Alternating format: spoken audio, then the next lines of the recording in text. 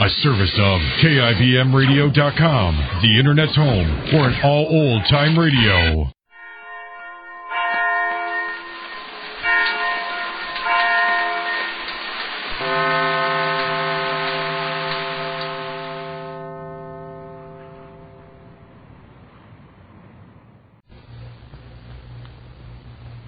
And now, the life of Mary Sothern. Tragedy has come very close to Mary in the last few weeks, but not until today has she become aware of her husband's grave physical condition. Her devoted friend, Dr. John Benson, has just warned her that Max has suffered a relapse from the effects of the burns and injuries received in the prison fire. The news was doubly shocking to Mary, coming as it did so soon after the good news that Max has been cleared publicly of the false charges that he had instigated the fire, and after Gerald Proust had been defeated in his efforts to gain control of the Sanders interests.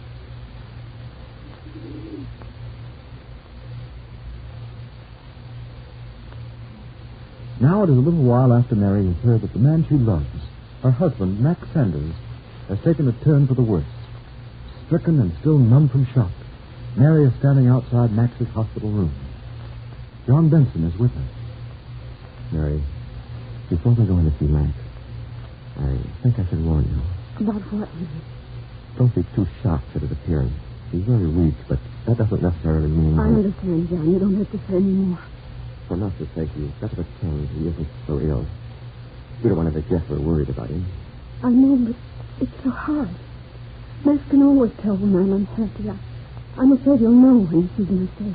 Max is very ill, Mary. I don't think he'll know that you're worried if you smile. John, I'll try. There. That better? Much better. I'd almost believe that smile myself if I didn't know how you really felt. All right, Mary. You go first. Max. Max, dear. Mary, I didn't see you come in. Hiya, Toot. Hi, Doc. Hello, Max. Been behaving yourself? Sure thing, John. Yes, darling. How are you? Oh, you're fine. Say, you look awful pretty today. Isn't she cute, Doc? Oh, Max, you flatterer. She certainly is, Max. Well, now that I've had a look at the patient, I'll leave you two alone. No hurry, Doc. That's all you know about it. I have some patients down the hall clamoring for attention. See you later. All right, John. Okay. John's a good guy. Ain't he, Toot? Huh? Yes, Max, he is. I don't know what I'd have done without him these last 3 days. Yeah. Yeah, he's swell. Gosh, Mary. Come a little closer, huh? Gee, it's so good to see you. Oh, and to see you, Max, dear. I've missed you so much. I can hardly wait till the day comes when you'll be home again with me. Yeah. Hold my hand, please. If you can find it below all the bandages. Oh, my darling. Let me kiss your hand, Max. Oh, I love you so much. Mary. My wife. Oh, Max, dear, I'm so very, very proud of you. Proud of me? I ain't anybody to be proud of, too. Look at the mess I got myself into. Darling, you're a hero. You could have saved yourself, and you wouldn't have been burned if you hadn't rescued all those other men. I couldn't run away and leave them to die. Could I not? No, you couldn't, Max. Because you're you. That's why I love you so terribly. Tell me. I've got such good news for you today, dear. The story of your heroism has been in all the papers, and everybody knows what you've done. The whole town of Sanders is proud of you now, dear. Yeah? Gee, that's funny. When you think of how they felt about me when I was sent to prison. Max, darling, I'm so glad. You sound so far away, so you're hardly listening. Mary, lean down. I want to feed me near you. That's all. Yeah, that's good. Mary, I just came to tell you. Don't you try to wait till you feel stronger, dear. You're not supposed to talk too much. Oh, today. can't wait, Mary. Can't wait. Mary, listen, dear. important. Very important. Oh, yes, Mary, I had that dream again, and I know it's true. What dream? And what I told you about before. I'm not ever going home with you. Don't you? You gotta listen, Mary. Mary, where are you? Right at the down. Hard to see. Mary, there's a new life ahead for you. A whole new life. I see it. A new life with you, Nick. No, Mary, no. My number's up. I know it. And Mary, I'm really sorry, glad. I've been mixed up all my life, man. I never knew which way to turn or what to do. Usually did the wrong thing. Until you came along. You showed me how to live. If I'd met you years ago, maybe this never would have happened. Maybe we'd still be together and happy. We are together. But I guess it was only foolish.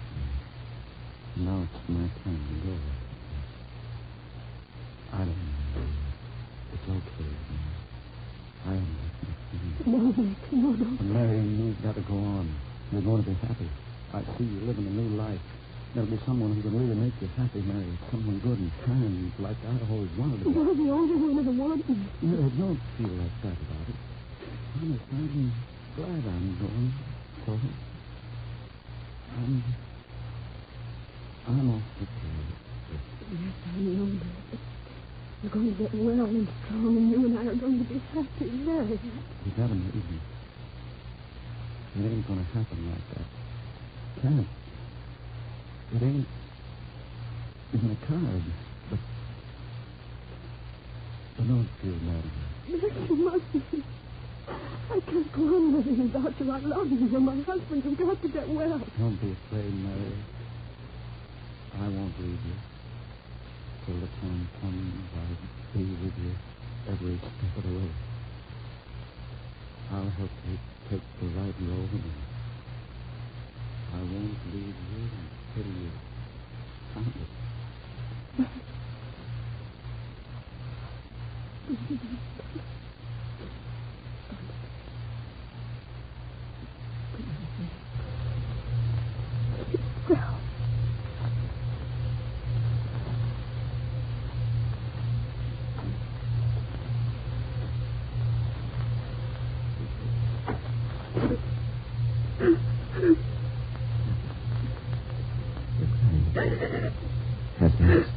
It's gone to sleep.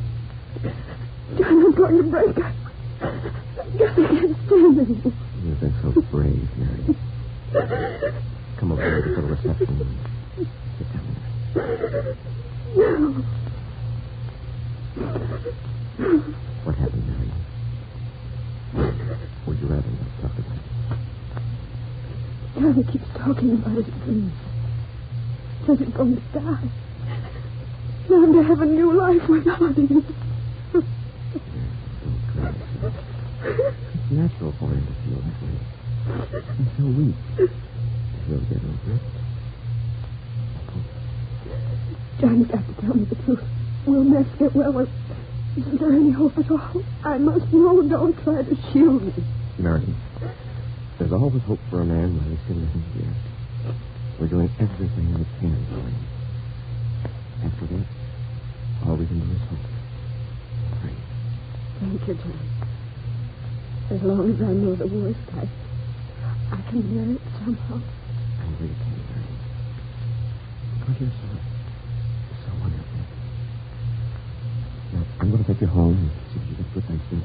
Yes, I'd better go home now. You know, John, I'm glad the twins are so happy and well cared for at the clinic. I don't know what I'd do if I were worried about them. Wouldn't that so, you know? Yes, they love it down there. Well, let's go, man. I've left orders to be called if there's any change in Max's condition. Mary, I think it would be a good idea to prepare Philip, just in case Max doesn't get better. His condition is so grave that I can't take the responsibility now of not notifying his family. John, then you really do think... I think exactly what I told you, Mary. But I feel that you should warn Phyllis to be ready at any minute. Come to the hospital. If there is any change, you'll want to be with Max.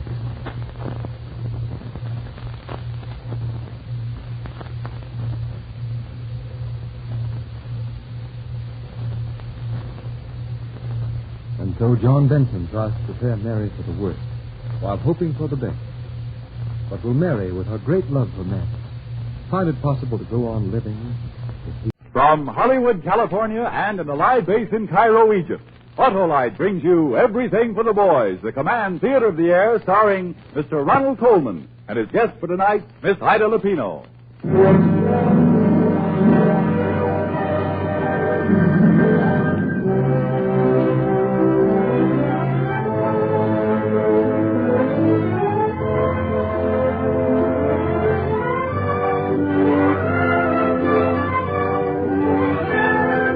Everything for the Boys is presented by the Electric Autolite Company and its 22 great manufacturing plants.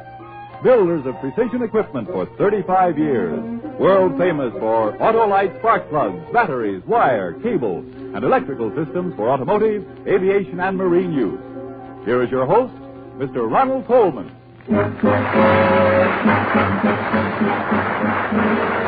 Thank you and good evening. Well, ladies and gentlemen, tonight's subject, we have a play, a sonnet, a lovely and talented guest, and a shortwave conversation with Cairo, Egypt. So to our men and women in the land of the pharaohs and the pyramids, we dedicate this global half hour.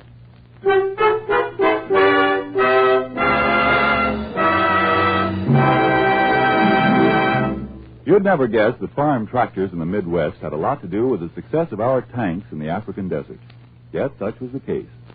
Some time ago, farm tractors in dusty regions had distributor trouble. Dust and dirt got into the distributor, stalling tractors and creating a serious problem for our farmers. Then, Autolite ignition engineers got on the job, studied the problem in the field, pooled their technical knowledge and experience.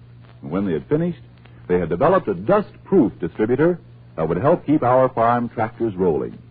And came the war. And in North Africa, the fine grains of Sahara sand collected in the distributors of some military vehicles, causing dangerous delays. But the peacetime dust-proof distributor, which Autolite engineers had already adapted for use in tanks, proved highly successful. And today, this important ignition unit is standard equipment in many jeeps, trucks, command cars, mobile artillery, and reconnaissance cars. These dust-proof distributors are one more example that the name Autolite means precision manufacturing. Now, Mr. Coleman again. Writers through the ages have expressed their various opinions on the subject of doctors. Many years ago, a doctor himself once wrote, "When people's ill, they comes to I physics, bleeds, and sweats 'em. Sometimes they live, sometimes they die. What's that to I lets 'em." That's all very well, but you and I, being kindly folk with little use for the cynic, are more likely to agree with Robert Louis Stevenson, who declared that of all the classes of men who stand above the common herd, the physician takes first place. Anyway, Dr. Cronin, in tonight's story of the Citadel, gives us a heartwarming insight into the trials and tribulations of a doctor's life. Our play, Arch Oboler's radio dramatization of The Citadel. The players, Mr. Ronald Coleman and his guest, Miss Ida Lupino.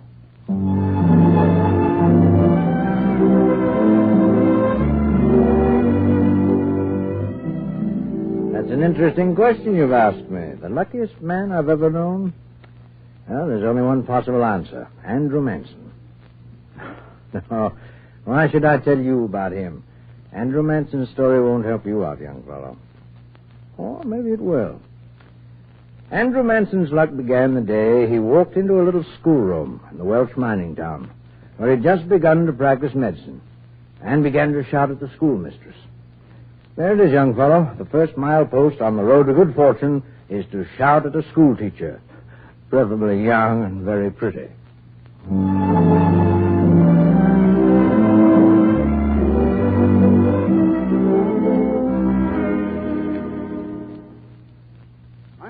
Shouting. I have every right to shout. This child has no right to be in his schoolroom. His brother has the measles, and you know it. Dr. Manson, if the boy had stopped school, he'd have missed his free milk. His family can't give it to him. And it's doing him a great deal of good. My dear Miss Barlow, I admit I'm new in this village. I admit that it may be the custom here for the schoolteacher to prescribe. But I have been employed by the mining company as the physician. So would you please listen to me and send that child home at once? Dr. Manson, I too am new here, and it may be the custom for the company physician to shout at women and order them about. But I doubt it very much. Would you please be so kind as to leave this classroom? If you keep that child here, I'll have to report you. Then you'd better start making out that report. Good day, Dr. Manson.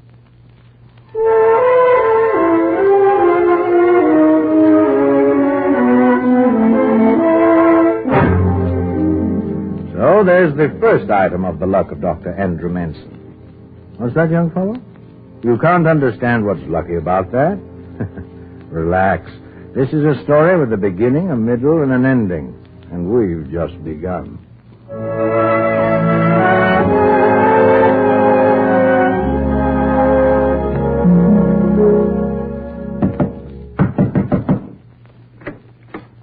Yes, who is it? Dr. Manson. Andrew. Christine, I must speak with you. Well, Andrew, I can't ask you to come in. It's so late. Oh, I can say it here as well as anywhere else. Christine, how long have we known each other? Why, a month, I suppose. A month? Yes, it must be a month since the Halls boy has been over his measles. 1 month. Oh, I know it's hardly time enough for a girl like you. What I mean to say is, Chris, that I've got a new job. The most wonderful job in the world. Andrew, where? At Oboler. I've just seen the miners' committee. $2,500 a year and a house. A house, Christine. Oh, that's wonderful. Yes, it's a beautiful place. Green fields and a park. And, Christine, there's actually a hospital for me to work in. Now, would you... That is to say, could you... Is this a proposal of marriage, Dr. Manson? Or do you want me for your new assistant? Oh, Christine. Of course I'll marry you, Andrew. You're the first man who ever shouted at me. And I liked it.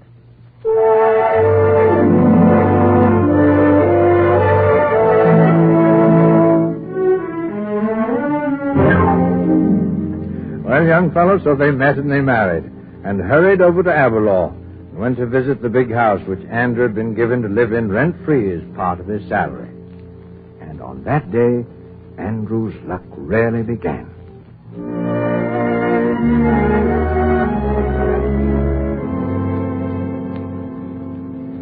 Well, Chris, we've seen it all. Yes, Andrew. Closely as I can remember, this place has a dining room, drawing room, morning room, and 5 bedrooms upstairs. No wonder they wanted a married man. Oh, Chris, this isn't funny. I had no right to bring you into this. A huge, empty house. All I've got in the world is 10 pounds. Chris, didn't you hear me? A doctor with bicarbonate of soda for his prescriptions, and I have a frying pan. Don't you see, we're both in business, Dr. Manson.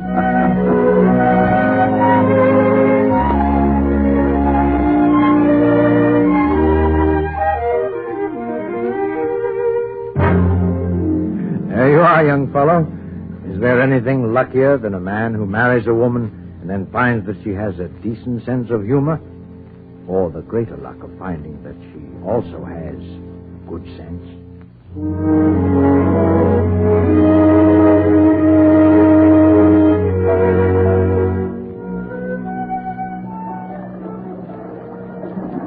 The river's high for this time of the year. That's what they say. You know, I've no right to be lying here soaking up the sun this way. Oh, you've every right. It's Sunday. You've been working hard. It's been all right, hasn't it, Chris? You're a good doctor. Am I? Why do you say that? Is this to be my life? Looking at tongues and taking temperatures? What do you want to do? These miners. You know, Chris, there's something terribly wrong. Their lungs. Why should there be such a marked preponderance of lung diseases among the anthracite workers? Do the sharp crystals of dust that they breathe cause some chemical action? Something in the air of the mines? Why don't you do something about it? Oh, what? Well, experiment. Find out. Oh, Chris, I haven't the right to spend any money now. The baby? Of course. You're a most impatient father. It won't be for months and months. Ah, but we must prepare for the baby. Yes, that's right, Andrew. And that's why I want you to start your research on that dust disease right away. For the baby. Yes, I said for the baby. Because I want his father to be a happy man. And you'll never be happy, Andrew, unless you're the sort of doctor who gives more of himself than pills and the soothing bedside. But, Chris, now, look Now, here. don't argue with me. It isn't good for me. Haven't you heard? I'm a woman in a condition.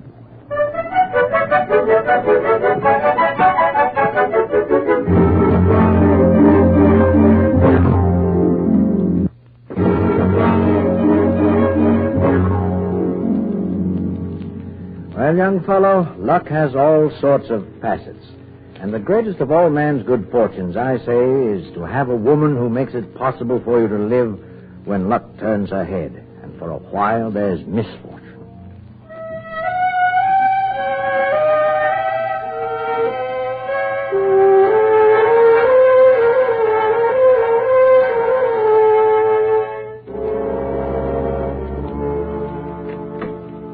Chris, I'm home. Oh, Dr. Llewellyn. We've been trying to find you on your rounds all morning, Manson. What? Chris.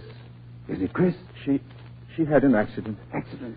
When she was going over the bridge in the garden this morning, one of the rotten planks gave way. Well? She's all right, but I'm afraid. No. I did everything I could. Brought a nurse from the hospital. Manson, I think you'd better go in and see your wife. She's been asking for you for hours. Yes. Andrew, Chris. come close. Oh, my darling. Andrew died. Oh, Chris, and I wasn't even here. Andrew, how terrible for you. I cried, but you can't. You never could cry. Chris? Dr. Llewellyn said, never have a baby again. Not ever. All mixed up. Full of hate, tears, and questions. But I know you've got to be more than a good doctor now, Andrew. You've got to be the best ever was.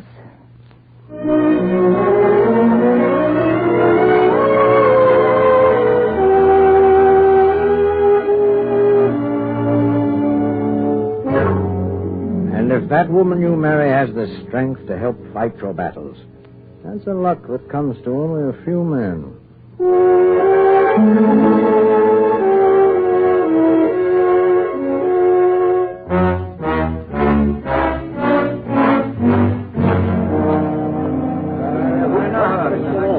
Good afternoon, Commissioner. What can I do for you? We want to see the doctor. Well, he isn't in if you'll come back. We're coming in now. But I don't understand. We've every right to come in. This house belongs to the committee. And as representatives of the committee, we can do as we please. We certainly can. What's wrong? What's happened? Look, it's in here. No, please. That's my husband's laboratory. His experiments. That's exactly why we're here. Look at those poor dumb little creatures, unable to make a sound against this fiend's tortures. Tortures? What are you talking about? Now, don't try to protect him. We know about his dirty experiments. Come on, men. Smash it up. No, stop! Please, stop! Yes, Mrs. Manson. We've done our duty. Mr. Manson will know how we feel about what he's been doing. What he's been doing? You fools. You everlasting fools. Now, look here, Mrs. Manson. You've no right. Shut up and listen to me, all of you. Do you know what you've done here? You haven't broken up test tubes and smashed a few bottles. You've shoved a few hundred of your fellow workmen down into their graves. Yes, into their graves. No matter what your vicious little stupid minds might have thought, my husband was working for you and the owners of the mines. Your men go to their graves with their lungs ground up by silica dust. But instead of fighting for fresh air and decent food, you come here and smash up the work of the only man who's fighting for it. How about the animals? Oh, you probably don't even know what I'm talking about. Your kind live in every century, impeding progress. You blinded astronomers in the Middle Ages. You hanged chemists because they saved a man with another's blood. And you'll keep on forever in your stupid ignorance. Go ahead, take the animals. But get out, all of you. And the next time you pass the lung ward at the hospital, stop and listen. Just listen. That noise you'll hear will be men trying to breathe. Did you hear me? Trying to breathe.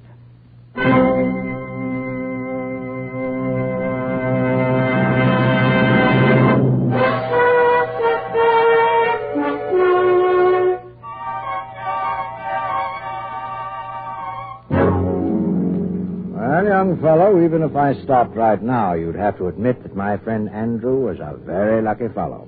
But I'm not going to stop, because if I did, I'd miss telling you a vital truth. Sometimes a lucky man thinks that he's greater than his luck.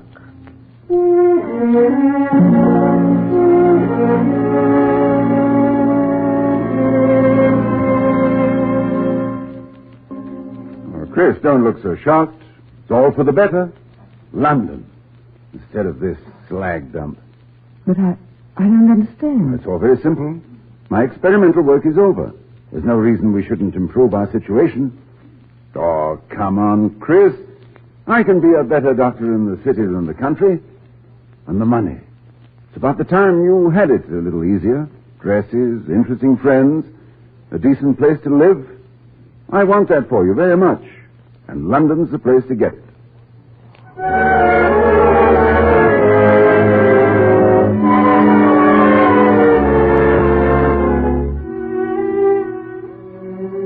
Of course I bought new furniture. This is London, Chris, not Oboler.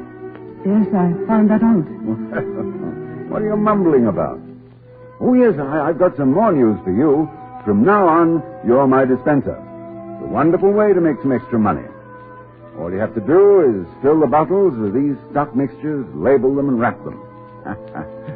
A good dose of iron mixture never did anyone any harm.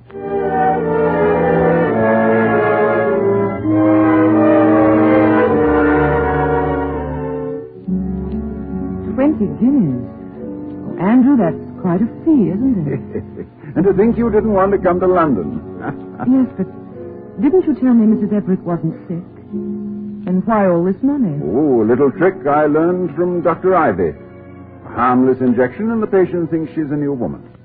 But isn't that the sort of thing I've heard you talk against? Oh, confounded, Chris. You're never satisfied.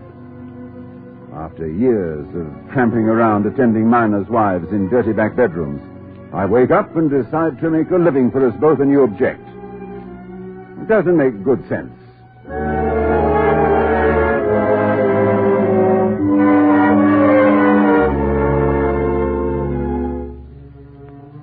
Andrew, this check that Dr. Ivy sent you... Well, what of it? Well, you told me yourself. He isn't even a capable surgeon. And yet you send your patient to him and take a cut of the fee. Are you beginning that again? You talk as if I were a thief. If I take this money, it's only as a means to an end. If I could only understand this change in you. Change? Yes, why not? I've changed into a man who knows that he can't change the world. That people judge you by what you have. All right, now I'll do the having. And there's nothing more to say about it. You hear me, Chris? Nothing. Andrew, a long time ago you talked about your life as an attack on the unknown. To climb uphill as though you had to take some citadel you knew was there on the top. I was a young fool. I've grown up, I tell you. Yes, and I advise you to do the same.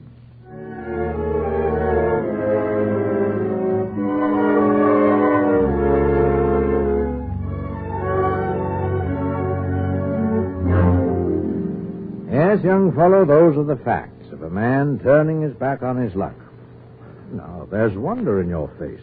You're asking, well, then, why did you start off by saying this one was the luckiest man you ever knew? Well, I told you to listen to the beginning, middle, and ending. And here's the ending of it all.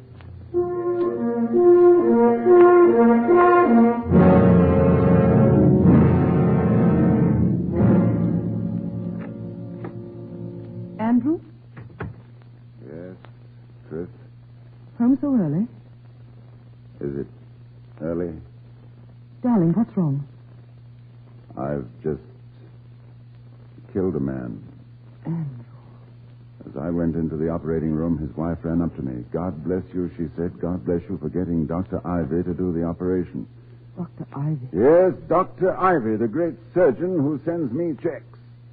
Chris, he couldn't operate. He couldn't operate at all. He's nothing but a butcher, a stupid, blundering butcher. And I sent my patient to him and stood there and watched him die.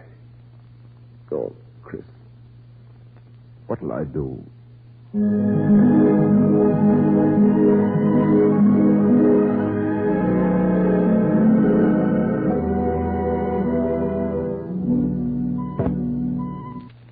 Oh, I'm thinking, how did I ever come to do it? Me. Getting in with that whole money-grabbing crowd. Chris, what a time all this must have been for you. No, just talk about tomorrow. All right. I still have some real doctors as friends. There's Denny and Stillman. Now, if the three of us could find a country town and open up a real hospital and laboratory. No fee-grabbing, no soft-soaping of hypochondriacs. Absolute allegiance to the scientific ideal. A place where rich or poor were served alike, and nothing mattered but the truth. Oh, I'm sorry, Andrew. Perhaps I shouldn't. Andrew, why don't you say something? What are you thinking? That someday someone may think of me and knowing you, say, there goes the luckiest man in all the world. I love you, Chris.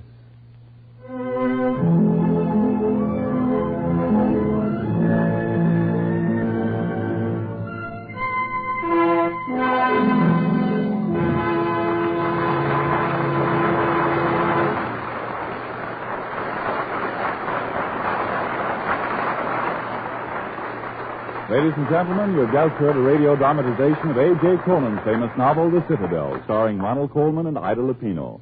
The play was directed by Arch Oboler, and the original musical score was composed and conducted by Gordon Jenkins. While our engineers are setting up the shortwave circuit between Hollywood and Cairo, Egypt, here is a word from Autolite. Have you ever had the sad experience of pressing the starter button of your car and discovering that nothing happens? Well, many a car owner has, particularly in these days of gas rationing when fewer miles of driving make it difficult to keep car batteries at full efficiency. Now, one of the best ways to sidestep battery troubles is to check your battery regularly, at least once a month. Make sure there's enough water in it to cover the plates, that the terminals and connections are clean, the insulation on the cables in good condition, and the battery is bolted tightly in its frame. Perhaps the surest way to keep your battery delivering power when you need it is to have your local car dealer, serviceman, or one of the thousands of Autolite battery dealers inspect and check its performance. And if you find your present battery is beyond repair, replace it with a new Autolite battery. Autolite batteries are specified by many leading engineers as original equipment on the cars they build. Remember, the name Autolite means precision manufacturing. Here is Mr. Coleman again. And now, for no reason, unless it is that Gordon Jenkins has written some beautiful music for it, and that I like it, as I'm sure you do, here is Elizabeth Barrett Browning's lovely sonnet, How Do I Love Thee? Let me count the ways. I love thee to the depth and breadth and height my soul can reach, when feeling out of sight for the ends of being an ideal grace. I love thee to the level of every day's most quiet need, by sun and candlelight. I love thee freely, as men strive for right. I love thee purely, as men turn from praise. I love thee with the passion put to use in my old grief, and with my childhood's faith. I love thee with a love I seemed to lose with my lost sins. I love thee with the breath, smiles, tears of all my life. And if God choose, I shall but love thee better after death.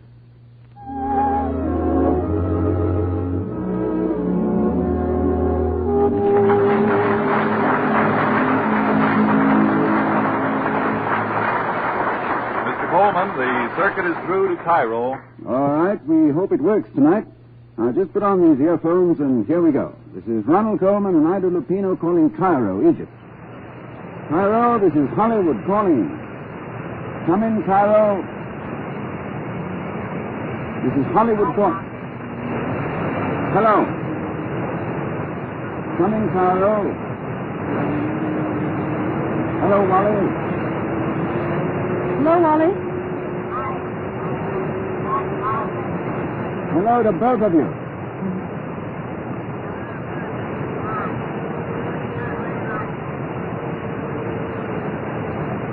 Hello. Come in, Cairo. Trouble, Ronald? Well, it doesn't sound good, Ida. The shortwave gremlins are at it again. They were out in force last week and spoiled our chat with Alaska. Let's try once more. Come in, Cairo. Come in. Hollywood calling. Come in, Cairo. You hear that? Shortwave gremlins? Yeah, they thrive on static. A hex on them. Are you there, Cairo? No, it's no good, Ida. The engineer says we are unable to complete the circuit to Cairo. Oh, Ronnie, that's too bad. Well, there's a chance it'll clear up later, but... Well, can the boys at the other end hear us? Oh, possibly. Well, then, let's send the messages anyway. All right.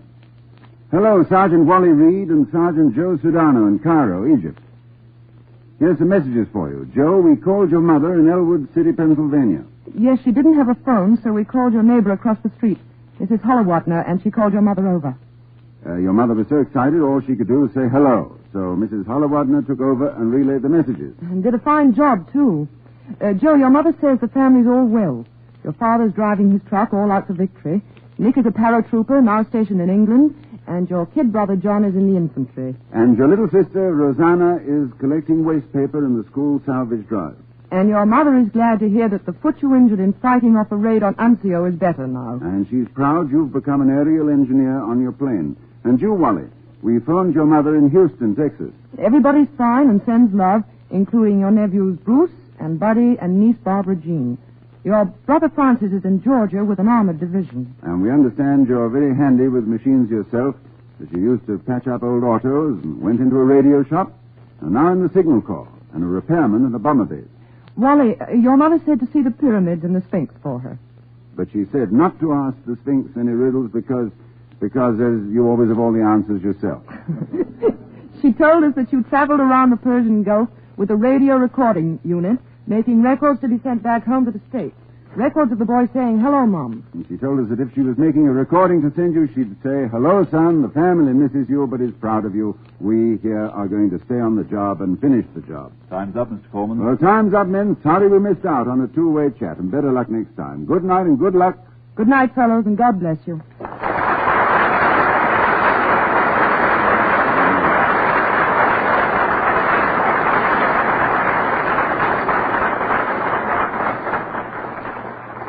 We have just talked to a pair of our fighting men overseas. Now, may we think for a moment of the women who are behind the men behind the guns? The magnificent way in which women are working for victory with their hands as well as their hearts will make one of the brightest chapters in the final history of the war. Hundreds of thousands of additional women are needed by July to meet the requirements of our production program and women's branches of our armed forces. The men at the front need more women behind them. Your local government employment office can tell you where you can best help the war effort and effectively speed the day of victory.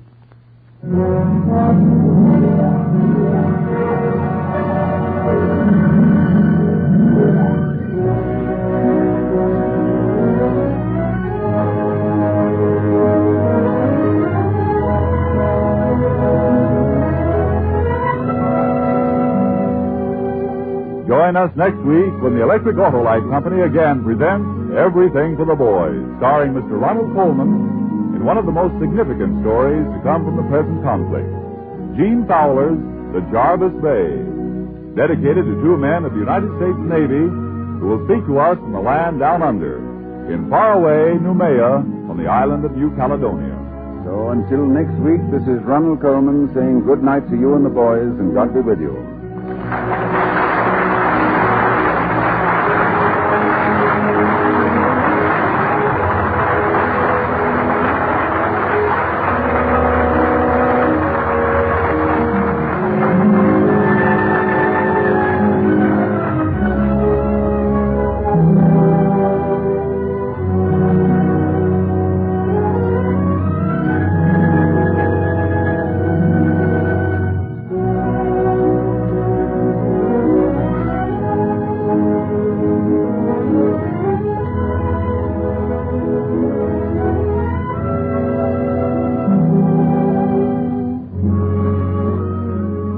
And now, this is Frank Martin saying good night for Autolite. Miss Lupino can now be seen in the Warner Brothers picture In Our Time. Our program has come to you from Hollywood.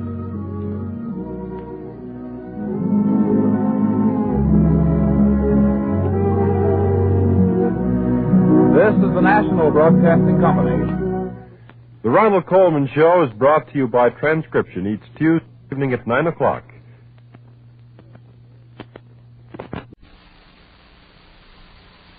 The Whistler.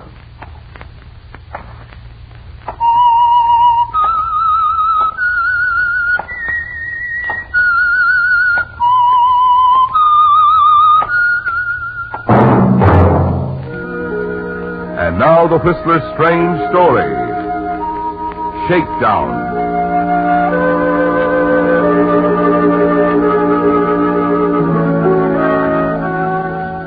Marty Lindquist, lifeguard, sat on the sands in front of the Swank Beach Club on Pelican Bay. It was a cold, gray morning, and he huddled in his bathrobe, counting the days until his next paycheck. His eyes swept over the deserted beach. He hated the slack season, the dull months, the time between. Bored women who wanted swimming lessons, companionship. Women who found him attractive and had money to spend. As he rose to his feet and started for the locker rooms, a voice reached him. A voice from the veranda. Marty turned and saw the owner of the Pelican Bay Inn motioning to him. Moments later, Marty walked into the office of his employer, small, dapper Harry Evans. Come in, Lindquist. Come in. Sure, Mr. Evans. Sit down. Thanks. Rotten day, isn't it? The small boat warnings are down. Guess it'll clear tomorrow. It's January. Oh, sure. Anybody on the beach yesterday? The day before? No. It's been foggy, cold for swimming. Mm-hmm. It'll be that way for a long time yet.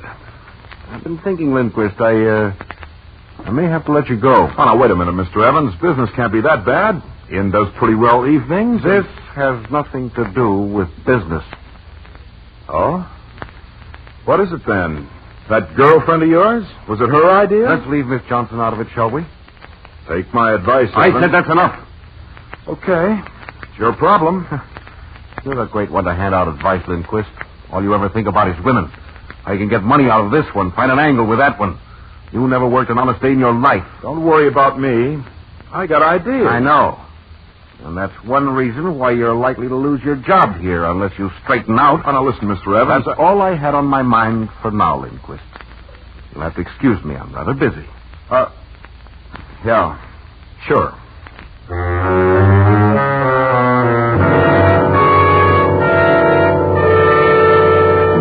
The thought of possibly becoming an unemployed lifeguard in January frightened you. The following morning, you arrive at the club a bit earlier than usual, hours before the other employees come to work. There's a lot to be done in the locker room, tidying up. That might impress Mr. Evans. As you enter the deserted locker room, you notice the far door, the beach door swinging loosely on its hinges, and you move to shut it against the cold, and then you stop. Out near the water's edge, you see the solitary figure of a man, skinny legs shivering beneath a heavy bathrobe.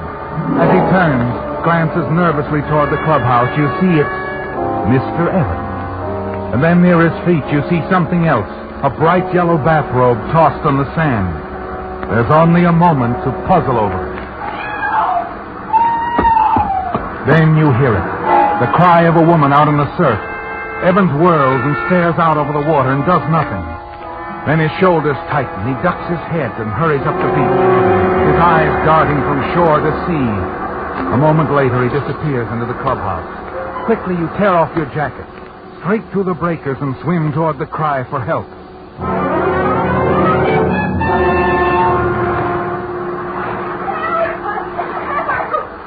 Okay, sister. Okay, I'm coming. All right, now take it easy. You're okay. Let go. Let go. You want to pull us both under? I said let go. That's better. Now relax. You'll be okay.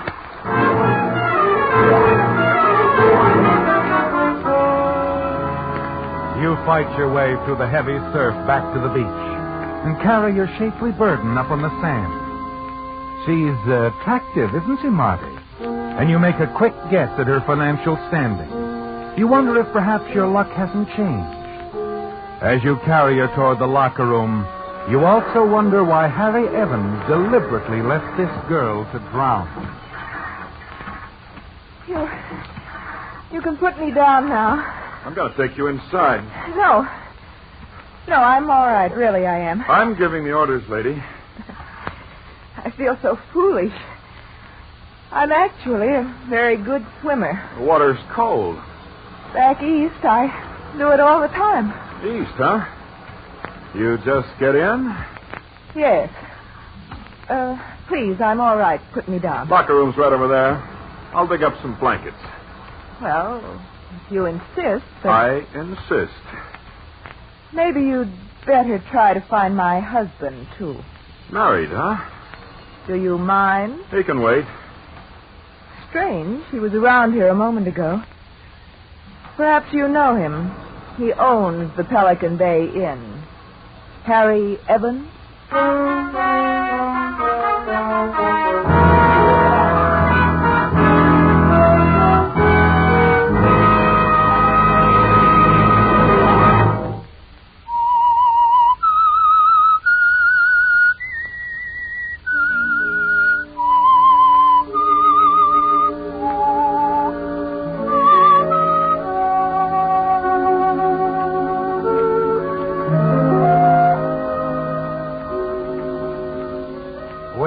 It was quite a surprise, wasn't it? All you knew about Harry Evans' private life was that he was friendly with an attractive blonde from Beverly Hills. Now this girl from the East, the girl you've just rescued from drowning, says that she is Mrs. Harry Evans. And you wonder why he ran away when he heard her call for help. Was it cowardice, Marty, or was it something else? Minutes later, Evans suddenly reappears, now fully dressed in a business suit. He seems upset, concerned over his wife's condition. A doctor must be consulted. Yes. And he insists on driving her into town. So you're left alone at the club. Yeah. Hello, darling. What's that? Who is this? Marty Lindquist. Oh, you. How are you, Evelyn? Let me speak to Mr. Evans. Sorry, he's out, Miss Johnson. You know everything, don't you? I know a lot. What do you want me to tell your boyfriend? Tell him I'll just tell him his favorite blonde called, huh? Oh, have him phone me. I'll be home all day. I'll do that. As you replace the receiver, a smile crosses your face. And you wonder about the phone call from Harry Evans' girlfriend. Wonder if it's just a coincidence that it came so close on the heels of that near tragedy on the beach a few minutes ago. An hour later, when Evans returns to the club, you let him do the talking. I want to thank you for what you did for my wife, Lindquist. It's all part of a day's work, boss. She okay now? Yes, she's okay. I took her back to her apartment. Her apartment? I see. By the way, Evelyn, Miss Johnson called. Oh? You're supposed to call her. Thank you. By the way, your wife told me that ordinarily she's a pretty good swimmer, Mr. Evans. Yes, she is. Funny how those things happen, isn't it? You a good swimmer? Reasonably. Why do you ask? Oh, I just wondered. It was a piece of luck having you around. Yes. Wasn't it? See here, Marty. I'd like to thank you in some substantial form. Oh, no hurry. I'll be around. Won't I? Yes. Look, I'm afraid I was a little hasty. Some of the things I said yesterday, I owe you an apology. I understand. No hard feelings? No hard feelings. Naturally, in addition to some reward, your job here, don't worry about it. Oh, I won't. I won't worry about it at all. Not anymore, Mr. Evans.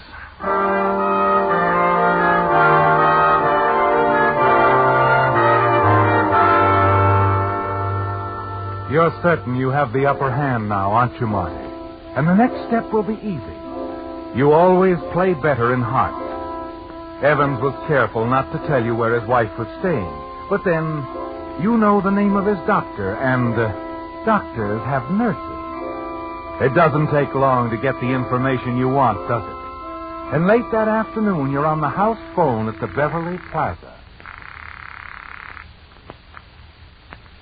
Hello? This is Marty, Mrs. Evans. Marty? The guy who swims. Oh, yes, yes. I just called to see how you felt. Well, aren't you thoughtful? Not always. You're a special case. I wish I could thank you in some way for what you did, Marty. How about buying me a drink? I'm downstairs in the bar now. Well, all right.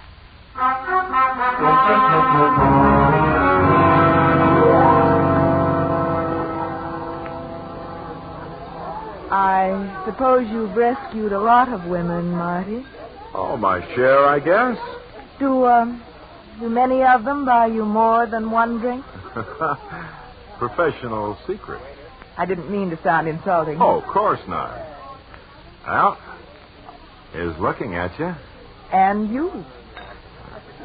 What do you see? Well, you're attractive. Uh-huh. And very sure of yourself. I find it pays. Good. You like good things, don't you? Want them all. Only I wouldn't go too fast. Trying to tell me something? Just that I love my husband, that's all. You know, I had no idea he was married.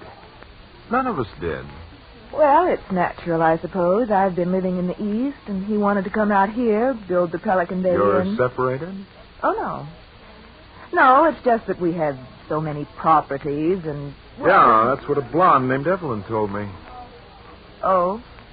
Ah, don't give me that. You know. All right. It's ridiculous to pretend, I suppose. He ever mentioned divorce? No. No, of course not. But you have an idea he'd like to get rid of you? Get rid of me? What do you mean? That's why you came out here, isn't it? To stop it? Please, I'd rather not discuss it. Sorry. Guess I'm just too curious. But I like you. I wouldn't want to see you get hurt. Yes, you are the man who saved my life. I mustn't forget that. Was that crazy idea of yours to go swimming on a day like... It was your idea. Why, no, it was... What difference does that make? You should have had someone with you. My husband was with me for one dip. Later, he got cold, came back in before it happened. Uh-huh. Marty, what is it you mean? What are you driving at? Nothing. Whether you'll have another date with me, maybe. Please, there's something I should know. I'm a good dancer, that is? Marty. Maybe you'd like to divorce him someday. I thought I told you I love him. Yeah, sure. They all say that. Part of the routine. You have known a lot of women, haven't you? Uh-huh. But I'm not so bad, Mrs. Evans. And if you do want to leave him, I can help you get the right sort of deal. So that's it. You'll sell to the highest bidder. To the highest. Suppose I did have a date with you. I'd like it. So would you. All right. I'll think about it. Maybe tomorrow night.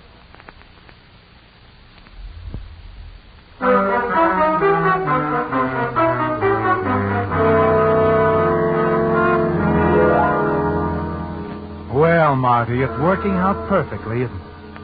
But Mr. Evans is the one you think should pay. Yes, because you're sure he's not just a coward.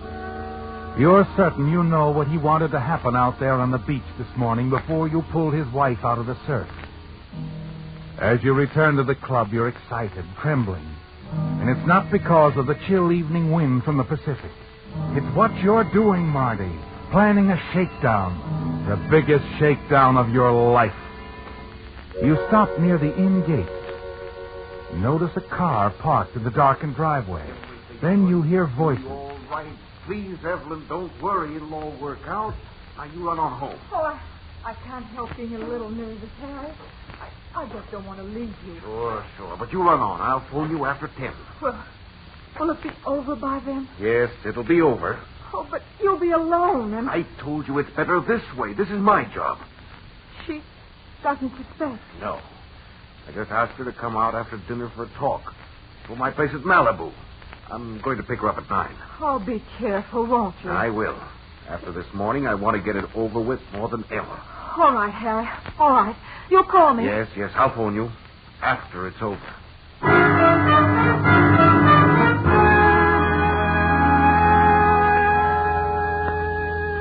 A quarter of an hour later, you're back in your room at the boarding house. You don't bother to turn on the light as you stretch out on the bed. Stare at the ceiling and think. The clock on the nightstand at your elbow ticks on and on. As you try to make up your mind, it's only 7:30. You can warn her, can't you, Marty? Tell Mrs. Evans what you overheard. Tell her you're sure her husband is going to try to kill her. Or you can let her keep the appointment and cash in. You can be there when it happens, a witness. And you can blackmail Harry Evans for the rest of his life. The hands of the clock on the nightstand move quickly, and you struggle to reach a decision.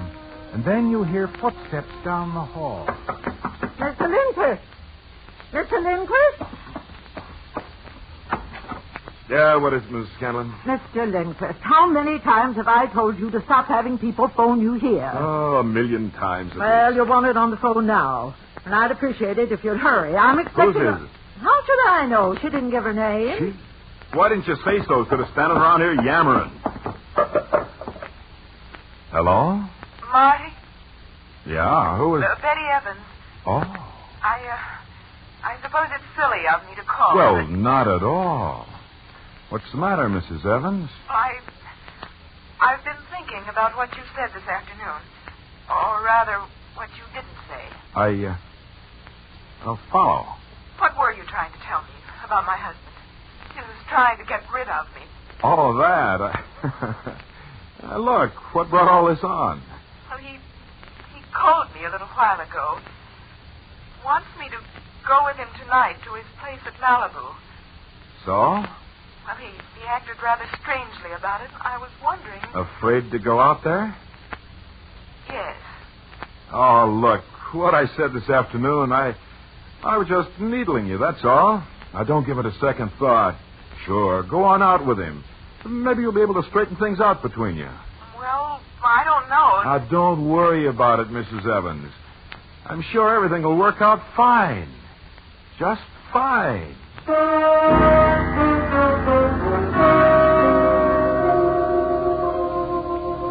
Well, Marty, you've asked many things of women, haven't you?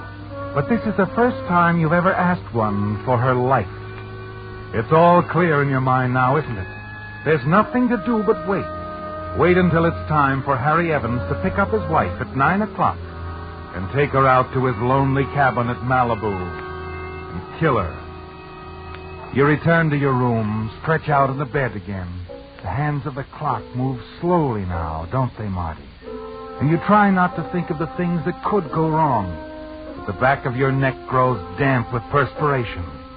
Finally, you drag a heavy suitcase from under the bed, open it, take out the service revolver and pocket it. Moments later, you pass your landlady in the hall, busily engaged in a telephone conversation.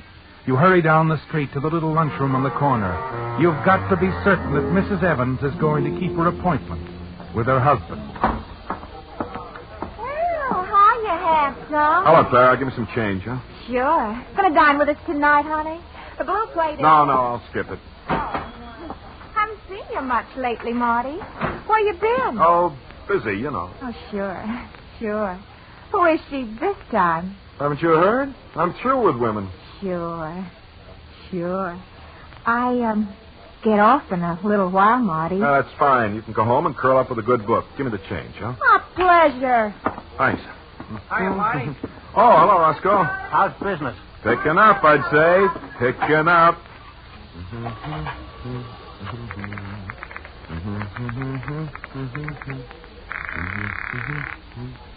Hey, Clara. Yeah? That clock right? Sure, 5 after 9. Thanks. It's on your watch again, lover. Yeah. She ain't home, huh? No. Stood up. How do you like that, Roscoe? Marty's been stood up.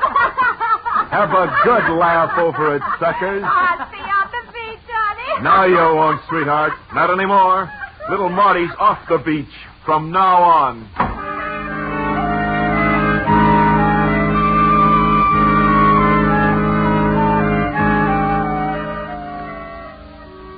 Ordinarily, it's a 20-minute ride out to Harry Evans' cottage at Malibu. But you make your cab driver get you there in 15. You've got to be at the cottage before Harry Evans and his wife arrive. And you are. Yes, Marty, you're in time for it all. See the two of them enter the house.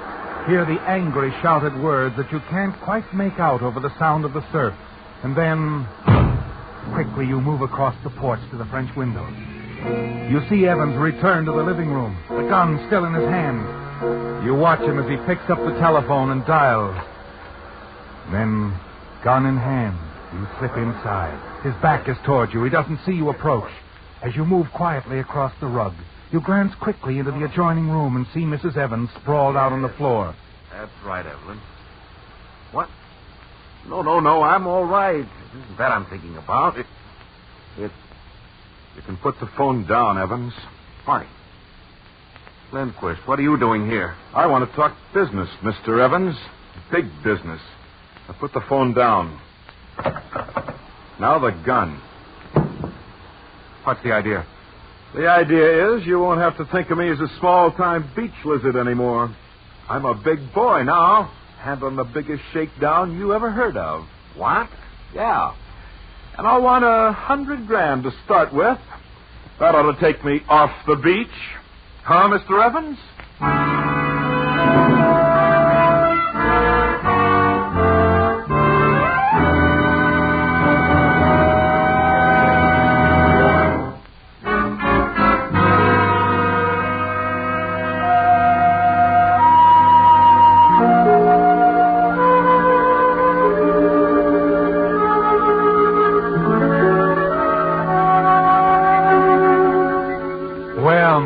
This is your big moment, isn't it? The payoff. Ever since you rescued the lovely Betty Evans from the wintry surf in front of the Pelican Bay Inn and saw her husband ignore her call for help, run away, you were sure you were on to something big. And tonight, when you heard Harry Evans ask her to come to his cottage at Malibu, you were certain he was going to kill her. A quarter of an hour ago, you heard it all, a quarrel, a shot. And then you saw Evans come into the living room, the gun in his hand. Heard him talking to his girlfriend, Evelyn Johnson, on the phone. And you saw Mrs. Evans sprawled out on the floor of the adjoining room. Now that you've explained your proposition to Harry Evans, what you've seen, what you know, and how much it's going to cost him, he sits in a daze, staring at you. So, you've got it all figured out. I didn't take much figuring once I caught on.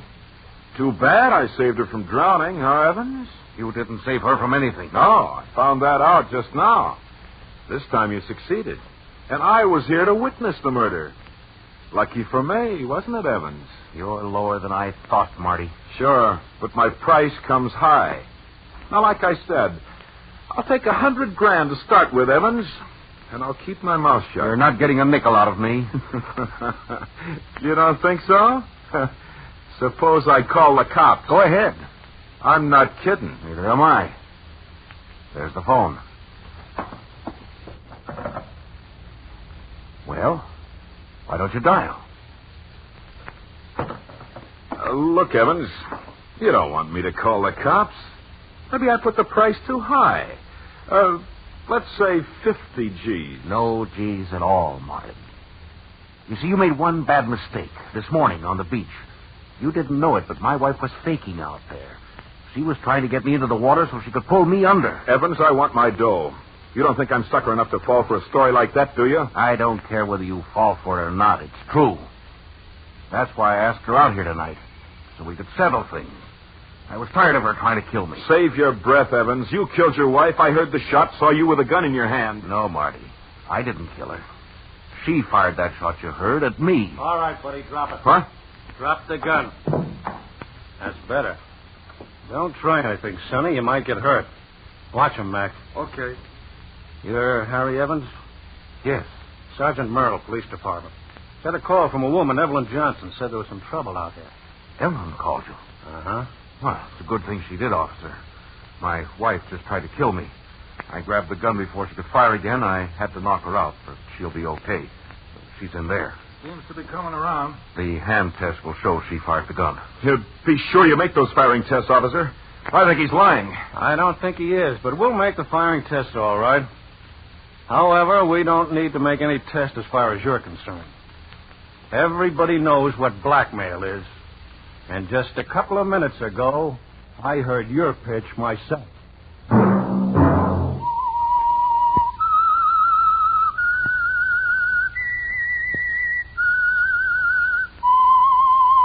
The Whistler, previously released by CBS, the Columbia Broadcasting System, for listeners in the United States, has been rebroadcast for our servicemen and women overseas. This is the United States Armed Forces Radio Service, the voice of information and education.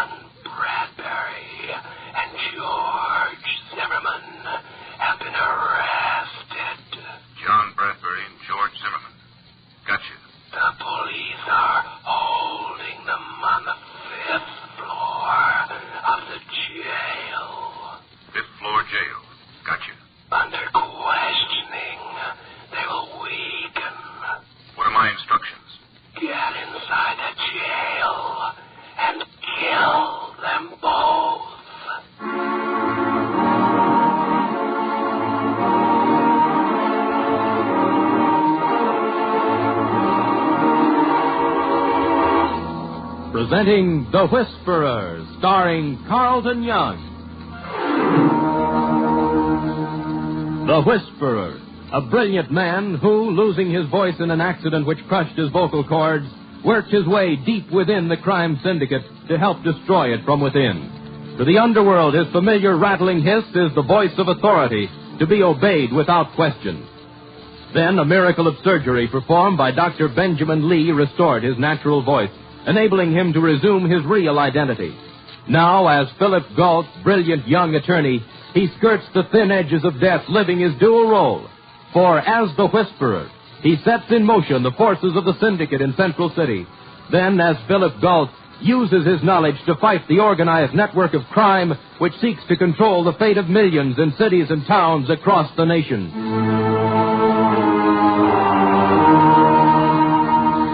The only person besides Dr. Lee who knows the Whisperer's real identity is Dr. Lee's nurse, Ellen Norris. Now, on her day off, she listens as Philip Galt uses his Whisperer's voice to report back to the syndicate. Instructions given to Porter. Will report back when he completes his mission. Bill, not George Zimmerman, the furniture dealer. That's only a blind, Ellen. Zimmerman is the syndicate's top man in the bookie division. Every dollar wagered finds its way to him. He keeps the local share and sends the rest to New York. But I know him. He comes in for calcium shots. Well, the syndicate is substituting lead for calcium. Why is he in trouble? Well, the Treasury Department has established that his income was $200,000, and he only declared $50,000. But if he sent the rest to New York, it really isn't his. That's true. But if he tells who he sent it to... And uncovers someone higher up in the syndicate. Right. He's a weak man who'll probably turn state's evidence. That's why they've ordered his death. But who's Bradbury? A silent partner of Zimmerman's who deserves anything that happens to him. Well, they'll never be able to kill him while they're in jail. No place is safe when the syndicate decides a man is to die. That's why, as the Whisperer, I'm going to warn Lieutenant Denvers. Lieutenant Denvers?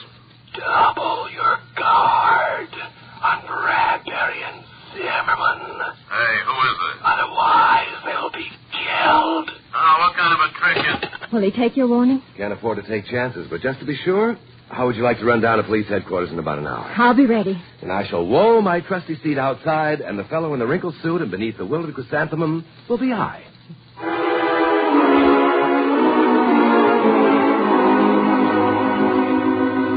One hour later in the jail, John Bradbury and George Zimmerman, the men marked for death, sit silently.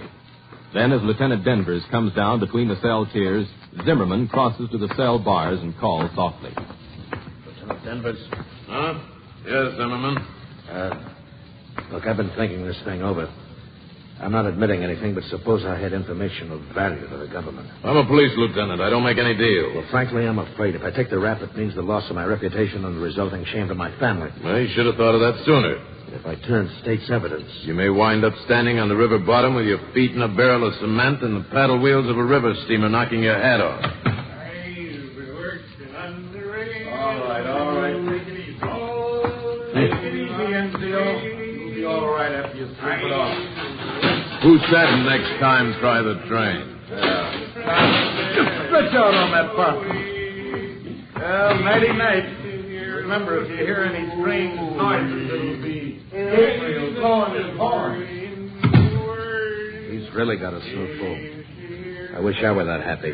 Zimmerman, you're in a spot. No matter what you decide to do, I doubt if you'll ever be happy again.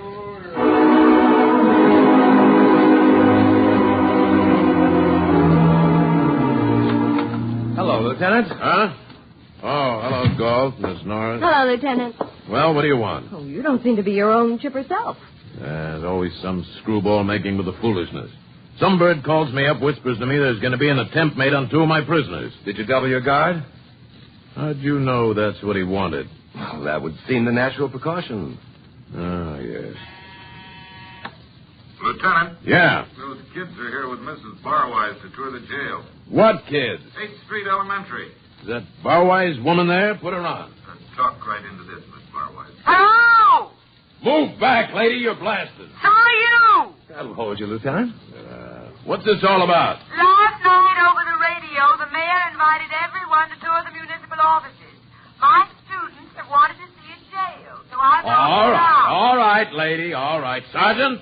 Yes, Lieutenant? Show 'em around. The work? The works. Wish that two-headed mayor had to... Oh, what's the use? Lieutenant, I'd like to talk with George Zimmerman. Well, what for? Well, after all, I'm a lawyer. All right, you can go, but she stays here. Oh, please let me go too, Lieutenant. I'll remove the submachine gun from my right stocking, the stiletto from my left, and hand grenade. All right. Stop pulling my leg. They're up on the 5th floor. Wait 5 minutes, I'll take you up.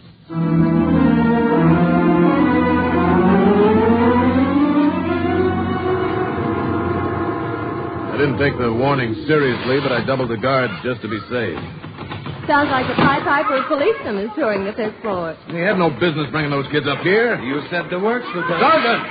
Sergeant, make those kids pipe down. You try it, Lieutenant. All right. I've always wondered where banshees come from. Now I know. Who's in charge of these hoodlums? Here I am, down at the end of the room. Lady, please, tell them to shut up or get out. But the mayor... Hang the mayor!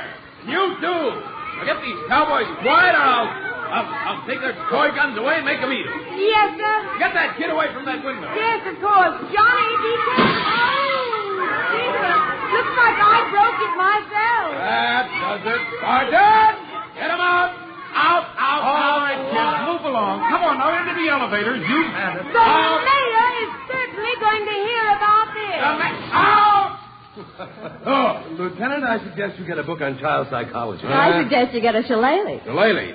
I like Miss Norris's suggestion best. All right, this way. What's that? Coming from down the corridor. You gotta get me out of here. All right, pipe down now, Zimmerman. No one can hurt you here. Oh, no? Look, huh? Bradbury.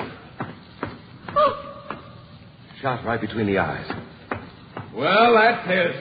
That's shot right in my own jail. Well, Lieutenant, you can't lock us in here. I'm afraid he's already done it, Ellen. But why? Because whoever murdered Bradbury is still on this floor.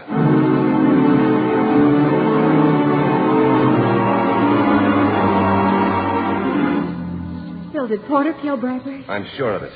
He used a gun with a silencer, which was covered with a noise made by the kids in the breaking window. But which one is Porter? I've never seen him. But when the lieutenant finds the gun, the man in the cell will be Porter. Oh, Zimmerman.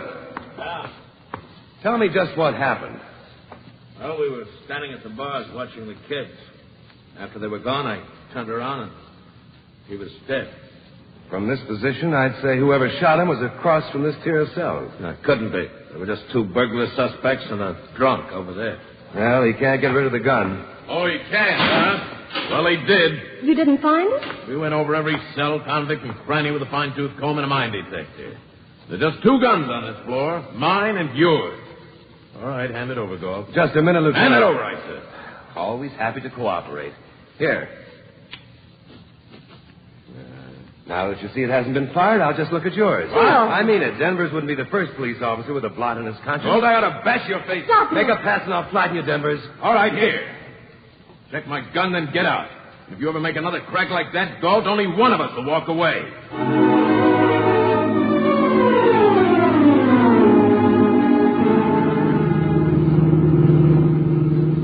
Phil, was it wise to antagonize Lieutenant Denver? He's always suspicious of a possible connection with the syndicate. By making him mad, I took his mind off the syndicate angle. Now he just hates you for yourself. Well, apparently nobody there killed Bradbury. So I guess one of the 6-year-olds did it. Ellen, that's it. Oh, now, Phil. They may go with their toy gun. No. I mean, Mrs. What's-her-name. She was the only adult there when Bradbury was killed who wasn't searched. Denver sent her and the kids away before the body was discovered. A woman murderer? If all the men killed by women were alive today, Ellen, there'd be a big increase in the male population.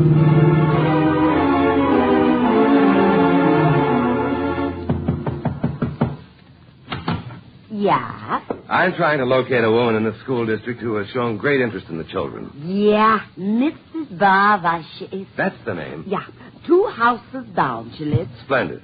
New here she is, but so fine she is. Sure she is. Yeah, that too. May I use your phone? Yeah, right here on the wall. It is?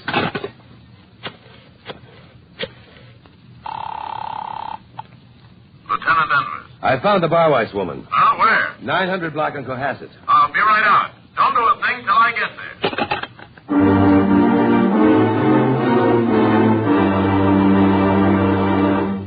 You are listening to The Whisperer, the story of Philip Galt, who skirts the thin edges of danger, living his dual role.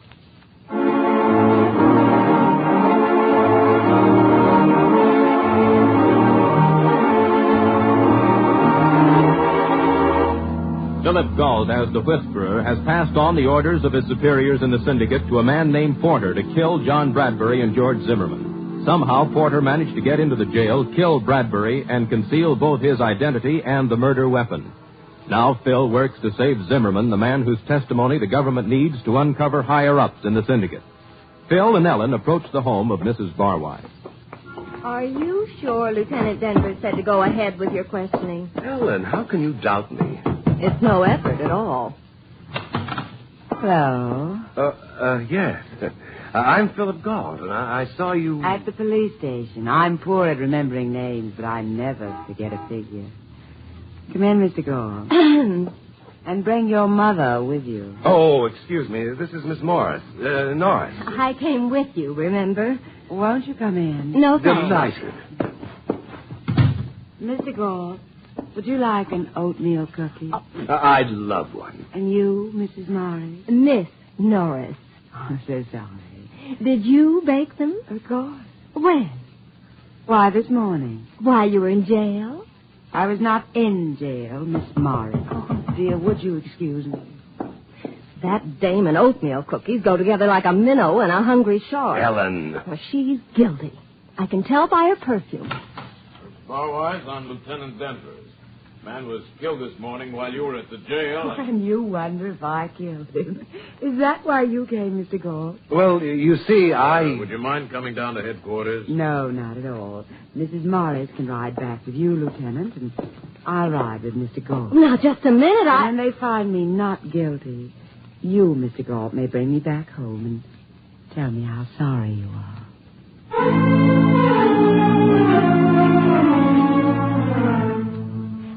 You, Mr. Galt, may bring me back home and tell me how sorry you are. I got news for her. I already know how sorry you are. You know, green becomes you, my dear. How long does it take to test for gunpowder stains on her claws? Oh, I apologize for this inconvenience. Oh, please, Lieutenant, you were only doing your duty. Ready, Mr. Gold? You mean she didn't do it? No, Miss Norris. No stains on her hands? None. Maybe she wore gloves. No, I distinctly remember she didn't wear gloves. You would. Well, there's nothing more I can do. Ready, Mr. Gold? Oh, yes. Ellen, I'll see you at your place later. That was the understatement of the year.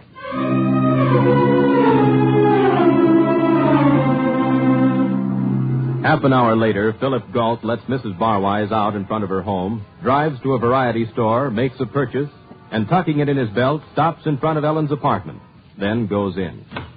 Ellen. Well, it certainly took you long enough to deliver that man-eating blonde. Well, I hurried as fast as she'd let me. Well, wipe the oatmeal cookie crumbs off your chin and tell me what she said. Ellen, I won't stand for that kind of talk. Huh? The syndicate has found out about you. Oh, you're joking. They've ordered me to kill you. Phil! Get ready to die. Put down that gun. Goodbye, Ellen.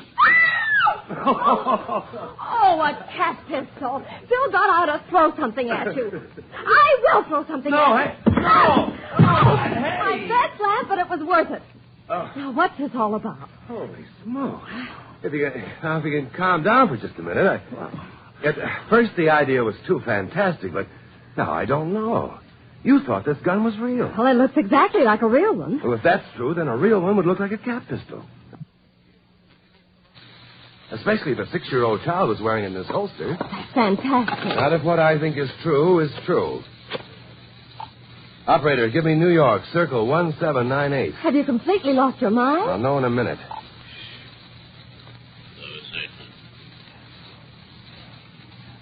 Need for special liquidator. Situation demands that killer be a midget. Phil, a midget? It's a bum guess. They never heard of such a killer. That means they didn't send one here to dress like a 6-year-old and kill Bradbury and Zimmerman. Phil, how in the world could Porter, or anyone for that matter, get into that jail, shoot Bradbury, and then get rid of the gun without a clue? Ellen, unless we find the answer to that before tomorrow, the same thing will happen to Zimmerman. But who's Porter? Well, he can't be you, myself, Lieutenant Danvers, Mrs. Barwise, or Zimmerman. But he could be one of those 3 men in the cells across from Zimmerman. Even that seems impossible. They've probably been in jail several days, and Porter was free this morning because I talked to him. Phil, there's one man we overlooked. Overlooked? Yes, Sergeant Oak. Yeah, you're right. Danvers sent him out at the same time he sent Mrs. Barwise and those kids. Lieutenant Danvers. Lieutenant, did you check Sergeant Oak's gun? Sergeant Oak? Why, I've known him for 15 I years. know, but why not make the tests and be sure? Oak, you're as crazy as a March hare. All right, I'll do it. Thank you. I'm coming down to headquarters, Lieutenant. I want to be there when the report comes in.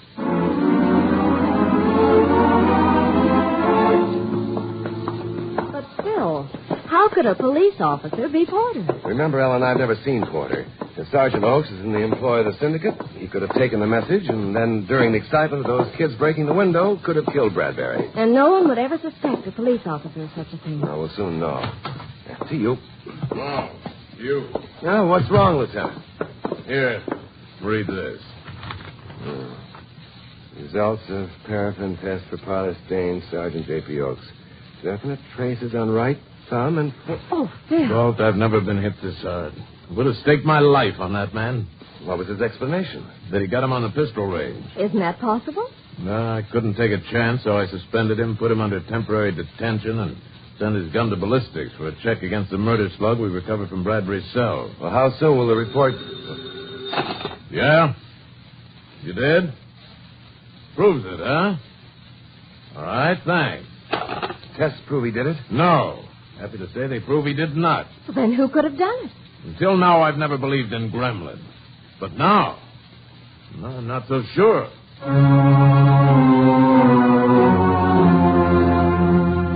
Faced with a murder in which apparently none of those present could possibly have been guilty, Philip Galt decides to make further inquiries about the only logical outside suspect, Mrs. Barwise. Back in the 8th Elementary School District, he knocks on a familiar door. Yeah? I'm back with more questions about the Barwise family. There is a Mr. Barwise, isn't there? Yeah. such a happy man he is. Singing always he is. Have you seen him today? Yeah, only this morning I see. About what time? The 9:15 bus he called. Why you not ask Mrs. Barwise? Well, I tried to, but no one answered my knock. Oh, yeah, of course, now I remember. Another bunch of kids she takes to visit the jail. When? When did she leave? It makes almost an hour now. Thank you. Thank you very much.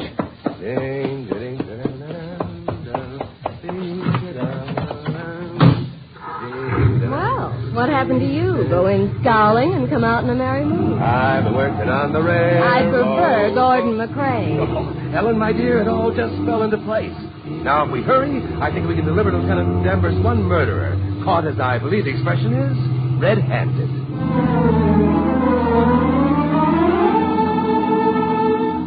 While Phil and Ellen speed toward the jail, hoping to prevent the murder of George Zimmerman, Mrs. Barwise and Lieutenant Denvers are engaged in heated conversation. For the last time, no, you cannot make another tour. Last time you went up there, a man was killed. But you proved that I didn't do it, Well, I'm taking no chances. Now, you just stay here. Oh. Hello, Lieutenant.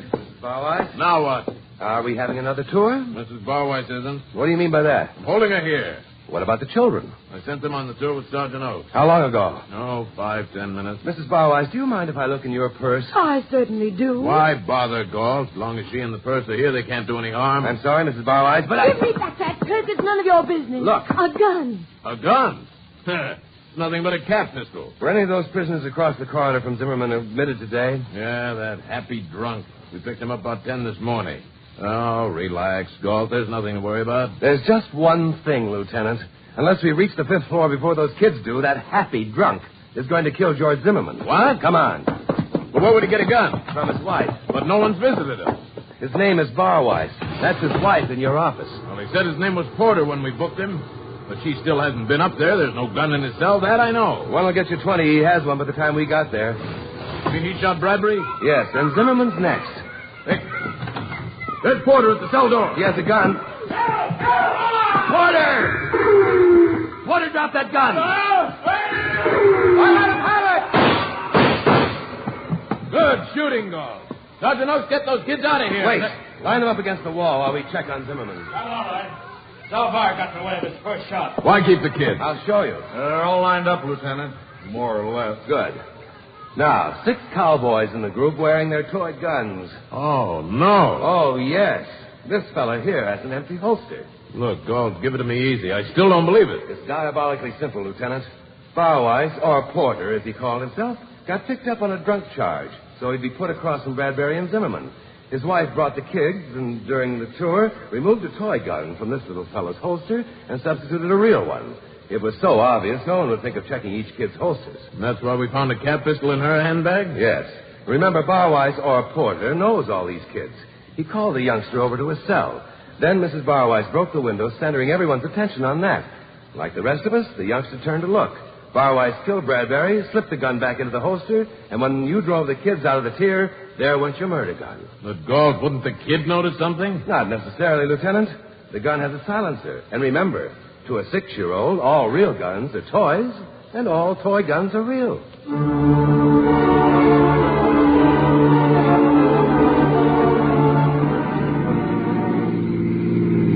And that's how they did it, Ellen. It took clever people to think up such a plot. Now, this syndicate pays well for brains. But now Zimmerman will testify, and one more link of the syndicate will be exposed. And that's good, too.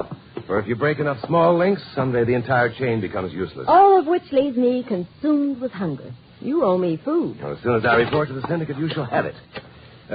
Oatmeal cookies. But not baked by Mrs. Barwise. Where she's going, they'd scorch. Central City reporting. Porter bungled job and was killed.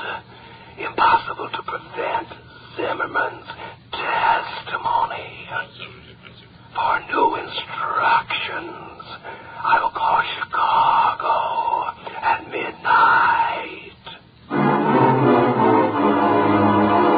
The Whisperer.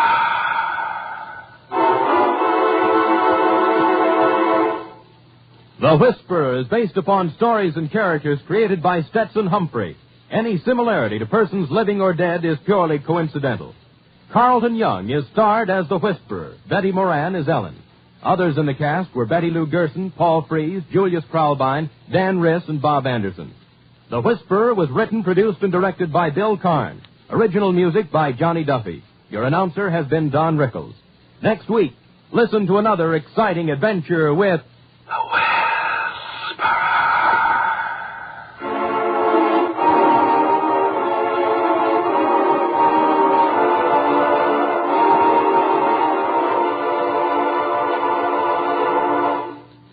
Flood victims in Kansas, Missouri, Oklahoma, and Illinois need your help. The President of the United States has asked us, the American people, to contribute $5 million through our local chapters of the American Red Cross for the relief of these citizens' needs that are staggering.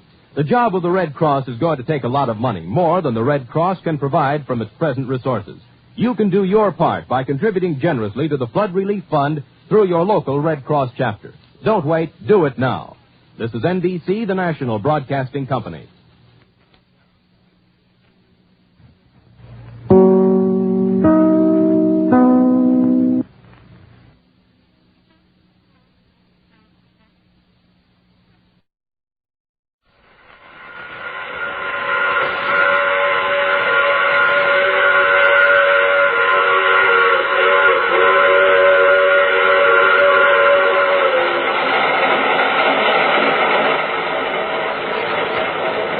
The Mutual Broadcasting System presents The Mysterious Traveler. Written, produced, and directed by Robert A. Arthur and David Cogan. And starring tonight three of radio's foremost personalities, Ralph Bell, Louis Van Roten, and Roger DeKoven in S.O.S.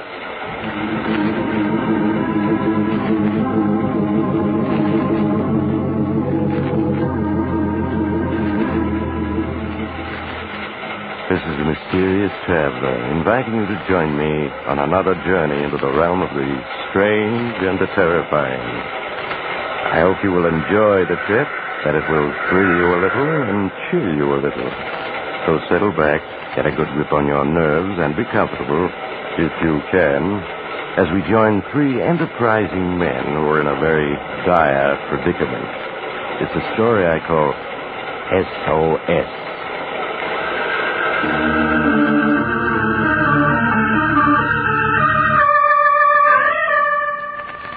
My story tonight is about a group of unsavory individuals at the moment discussing a little unhappily their recent past.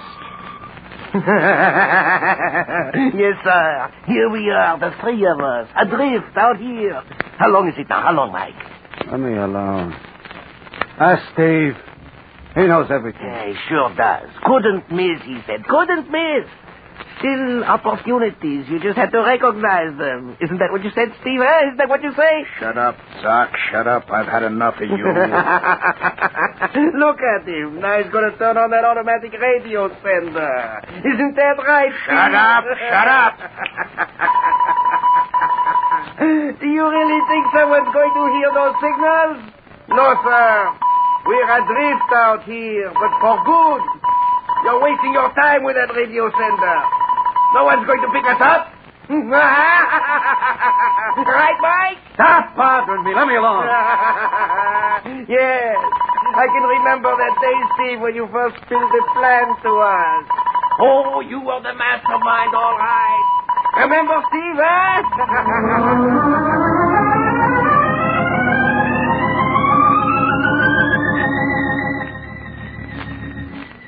Yeah, I remember all right. I wish I could forget that day. Forget everything that happened. But there's no escaping it. I can see everything that happened as clear as if it were only yesterday. Yeah. I remember the way I walked into the office. Mike and Doc were sitting there, waiting for the bad news. Well, Farson got a life sentence.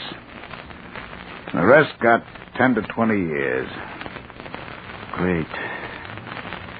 Just great. I just can't get over it. Just can't. Things were running so smoothly. The syndicate was cleaning up, and then this happens. The three of us were pretty lucky. Not being indicted with the others. Yeah. If we hadn't been in South America, handling that end, we'd have gotten it in the neck, too. I still do not understand. How could they smash the syndicate overnight? There were no records. Farson took every precaution. Let's face it. The day for guys like us is over. The cops have science on their side. They're using every trick in the book. Yeah, you're right. Television, radar, infrared cameras, electro detectors, light beam alarms, and 101 other scientific gimmicks. Yes, you are right. They have learned to move so fast that they have taken all the profit out of the rackets. They sure have. I just wish I had a small part of all that dough I once made. Where did it go? Lawyers, bail, protection. I haven't got a cent left. Neither have I. What about you, Steve? I've still got a few grand left. Well, the way science has turned the heat on it, looks like we'll have to turn honest, whether we want to or not. Look, I've been working on an angle. What about sticking around for a couple of more days? Get wise, Steve. The cops are ready for everything these days. There aren't any more angles. I tell you, I've got one. I just need a little more time to work it out. What do you say? Well, it cannot do any harm to listen. How much time do you need? 2 days. Meet me here the day after tomorrow. And I'll lay out the whole plan for you.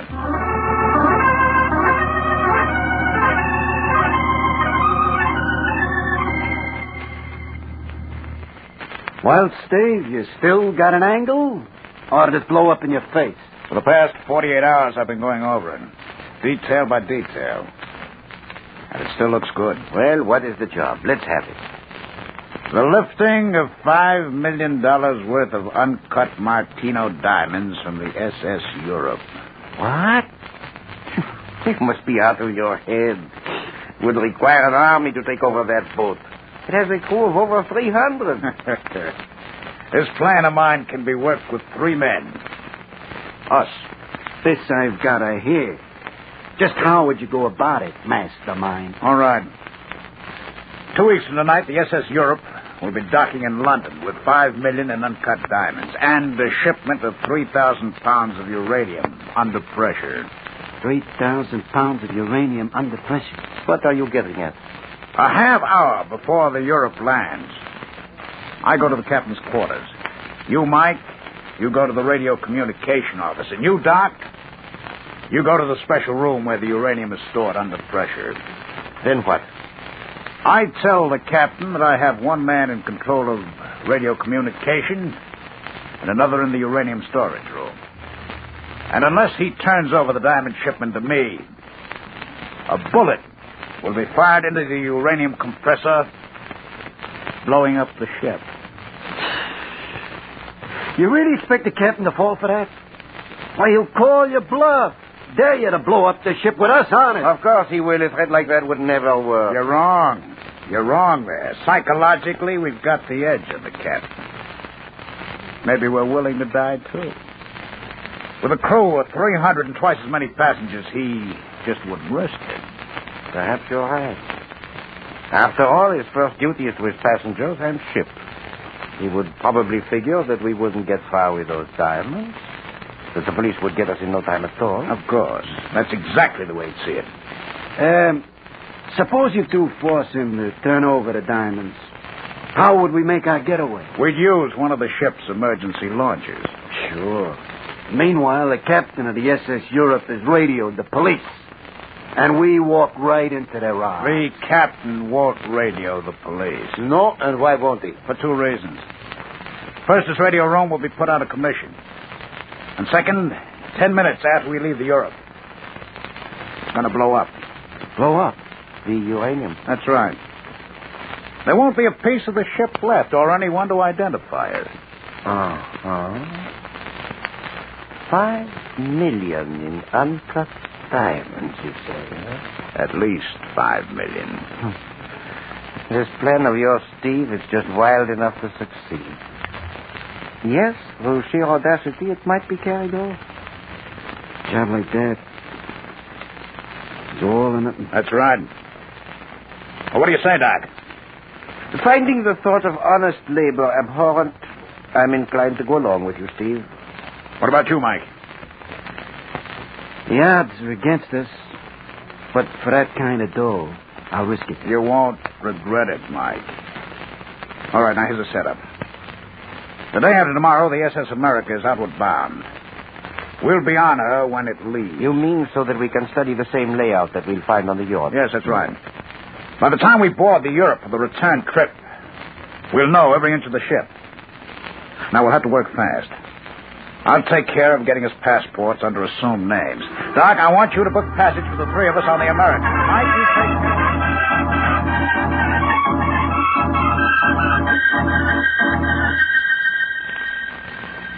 2 days later, Doc, Mike, and myself boarded the SS America using false passports. We pushed our way through the other passengers, mostly vacationists, to our cabin on B-deck. While we were unpacking, the ship's whistle blew for all visitors to leave. A few minutes later, we were on our way.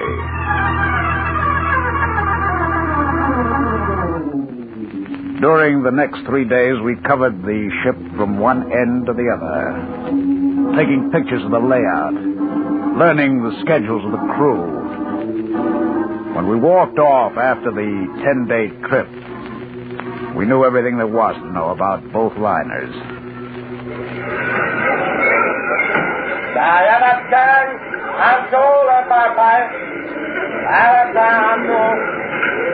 Passengers will kindly step this way and show their passport. Come on, Princess. Hope we don't have any trouble with these passports. Stop worrying, will you? May I see your passport, please? Here you are. Thank you. Richard Werby, born in Boston, United States.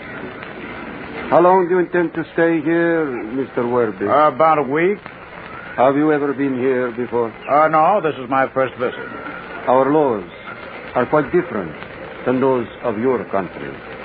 You will do well to study this booklet, which is issued by my government. Thank you, I will. Your passport is stamped. You may pass. Thank you. I trust you enjoy your stay with us. Next passenger.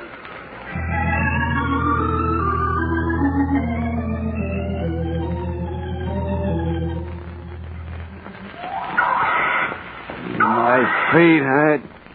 Why don't we go back to the hotel? We might as well see the local sights while we're here. So this is what all our fellow passengers came all this way to see. This place gives me the creeps. The natives, too. Everything looks so different. Oh, come on now. Mike, that's no way for a traveler to speak. Sure, this place is different from what you've known. But you'll find plenty to interest you here. Yeah. Just as soon be back in New York. It's all the same to you. Relax, Mike. Another week and you'll be back in New York. Relax, he says. I don't like places that are different. I like what I'm used to. Those crazy birds. What do they call them anyway? I don't know. You, Steve? They're the national bird. Called martinos. Martinos. Yeah, look at them. Like vultures. Thousands of them. Oh, you'll get used to them. And all these canals. Never seen nothing like it. That's one of the great attractions here. People come from all over the earth to see these canals. Yeah, well, they can have them. Look at those ruins over there. The war's been over all these years, and yet they've never cleaned them up, rebuilt. Yeah, our rocket fighters sure leveled the countryside. No wonder the natives aren't any too friendly, huh? You say that again? I'll be glad when we board the Europe. Leave this place forever.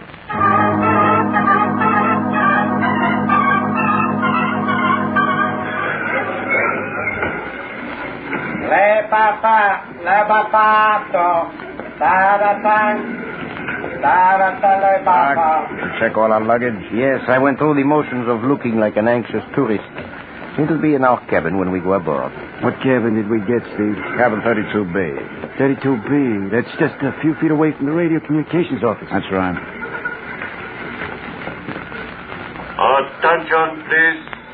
Attention, please. All passengers bound for London will now board the SS Europe. Departure time is 0900.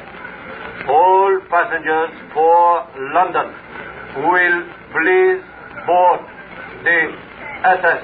Europe. Come on. That's us. We followed the returning vacationists aboard, had our passports checked, and were shown to our cabin. It would be 10 days before we'd go into action, but already the three of us felt that sense of excitement that comes before a big job. And this would be a big job. The biggest ever.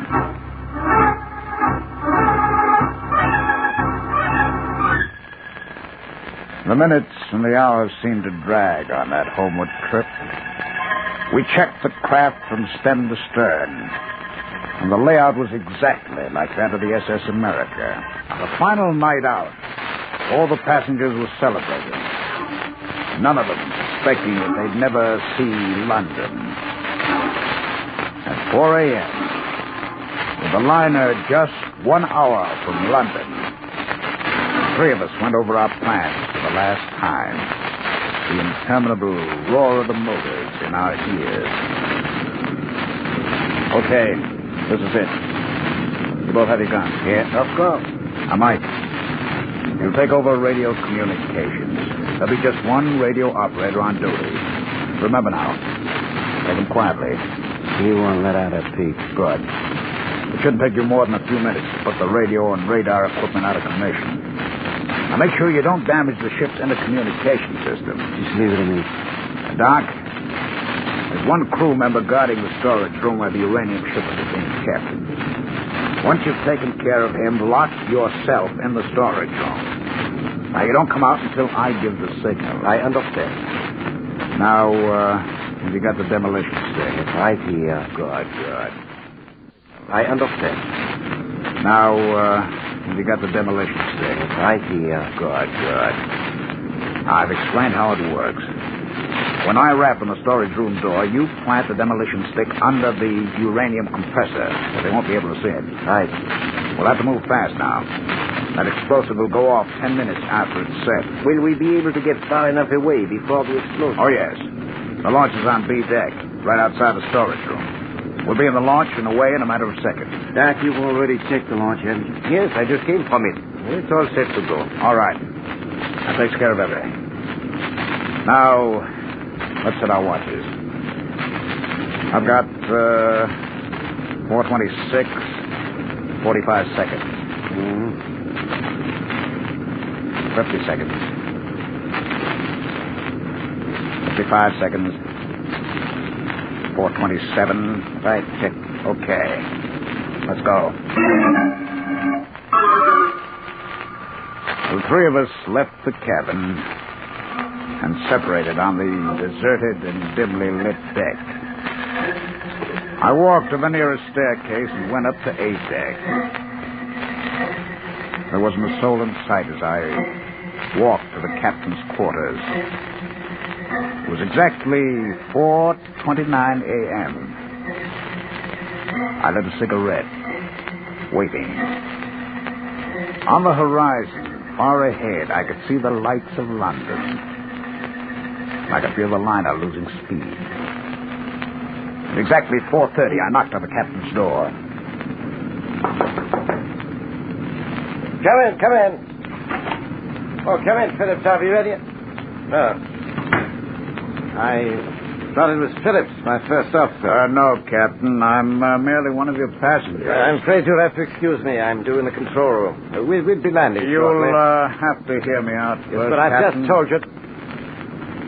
God! What's the meaning of this? Sit down, Captain. Now, see here. Sit down. That's better. Then what is it? You're carrying $5 million in uncut Martino diamonds. I want them. You must be out of your mind. I'm not alone in this, Captain. At the moment, this ship is at my mercy. It's your mercy? Yes. My men have taken over key positions on this ship. Right. I don't believe you. That isn't possible. No? Well, just as a test, pick up the phone and dial the radio communications office. Go ahead.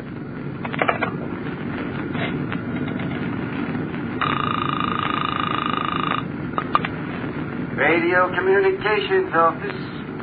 Who is this? It ain't one of your crew members, Captain. Let me have the phone. Hello, Mike. Yeah?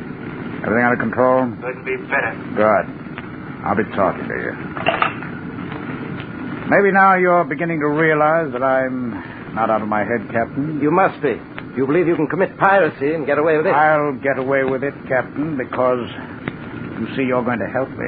I help you? Yes, that's right. One of my men has taken over the storage room where the uranium is stored under pressure. You can't do that. Why, that pressure machine calls for constant care of an engineer. If the pressure falls below a certain point, the uranium will explode. Take it easy, take it easy.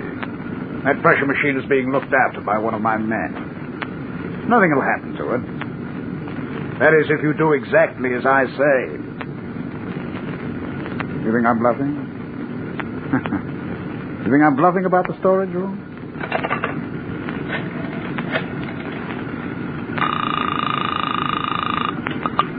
Storage room? Everything under control, Doc? Yes. The captain's here by the phone. Tell him what your orders are. I am to put a bullet in the pressure machine if I don't hear from you in 15 minutes. You heard what he said. Well? He's bluffing. If he put a bullet in the pressure machine, uranium would blow us all up. You and your men included. That's right. But you see, Captain, my men and I have nothing to lose. And you and the rest do. What do you mean? The authorities in London are waiting to arrest us. Murder. So, as I said, we have nothing to lose if we're forced to blow up the ship.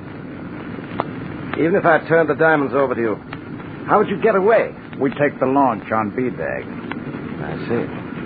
You've got 13 minutes left, Captain, before my man fires that bullet. And believe me, he will. Seems I haven't any choice. None. The authorities will get you for this. Let me worry about that. You've got 12 minutes left. Now you're being sensible. First Officer Phillips speaking. Phillips, this is Captain Andrews. Yes, sir. I want you to go to the purser, have him turn over to you the consignment of uncut diamonds we're carrying. Bring them to my cabin. Sir, we'll be landing in less than... That's an order, Phillips. Yes, sir. You should be here with the diamonds in a matter of minutes. For your sake, I hope so, Captain. I hope so.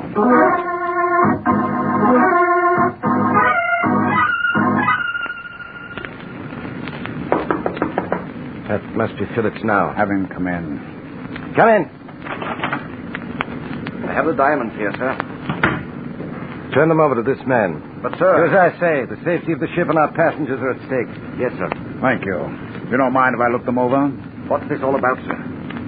Seems that after many centuries, piracy has returned. Piracy, sir? Yes. All right, I've checked them. Now, Captain, if you and your first officer will escort me to B-Deck. Very well. Come along, Phillips. Yes, sir. After you, gentlemen. Our first stop will be the radio communications office.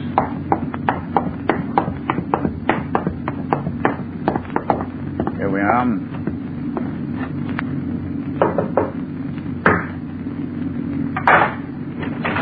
Come on out on deck, Mike. Everything all right? Yes, stuff's in the stocks. All right, Captain. The next stop is the special storage room. Very well. Did you take care of the communications office, Mike? Yeah, they won't be sending out any messages. Good. Now, here we are, Captain.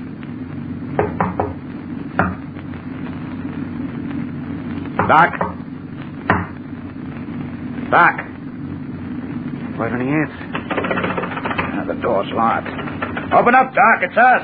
Hey, something's wrong. Yeah. Look, let's take the launch and blow out of here. It isn't our fault something happened to Doc. You're forgetting one thing. We need Doc. He's the only one of us who knows how to navigate that launch. Yeah. Come on, let's break down the door. Together now.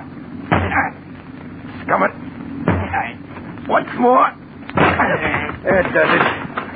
Searchlight, try to slip away and sound the alarm. It won't be necessary, Phillips. There's Doc, lying on the floor in there. He's out cold. Let's get him out. Oh, the air in here. I can't breathe. Place full of gas. Better get out of here before we pass out. That gas must have gotten dark. Phillips. Yes, sir? Disarm these two men. Have the third one on our guard taken out of the storage room when the gas disperses. Very good, sir.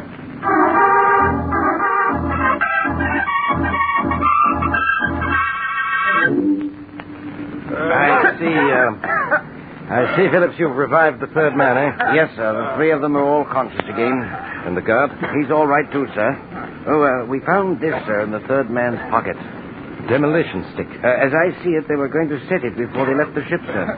Blow up my ships and passengers, would they? Shall I put them in the brig, sir? Brig? No, Phillips. I'm not taking them into London.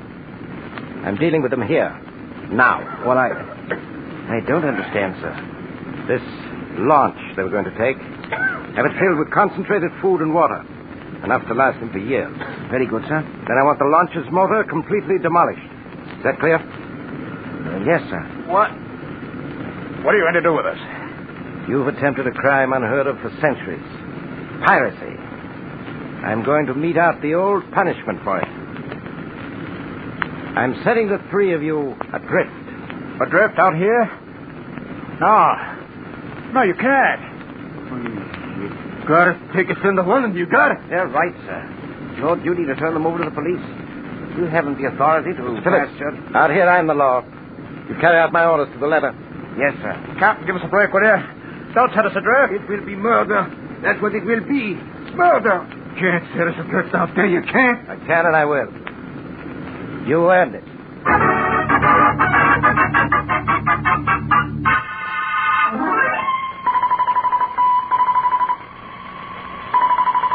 How long have we been adrift out here? 2 months? 3? I guess I lost track. A long way back. Out here, with nothing but the sky to look at. Black, empty sky, blazing with stars. Time loses all meaning. The automatic radio senders keep transmitting signals, but no one listens. No one listens.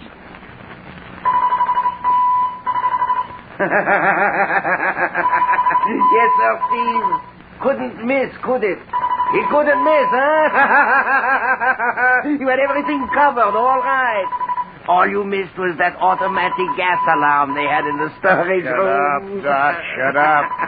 Yes, sir. When that guard failed to check in, I got a good dose of that gas. Just a small detail you overlooked. I said shut up. You think because you're sending out those signals, someone is going to pick us up, huh? They've got to pick us up. They've got to. You fool. We are drifting further from the Earth all the time. But they can't leave us drifting in space in this rocket launch. They can't. No? Why not? We are 100 million miles out and going further. And has anyone come after us yet? The Space Patrol. They'll rescue us. I tell you they will. Never. They're letting us be examples to anyone else who tries to hijack a space liner. We're drifting out here in empty space for months. We'll drift onward to the day we die. No, we won't. We'll be picked up, I tell you. Yes. Why don't you get wise to yourself? This is the year 2185. Miracles don't happen anymore.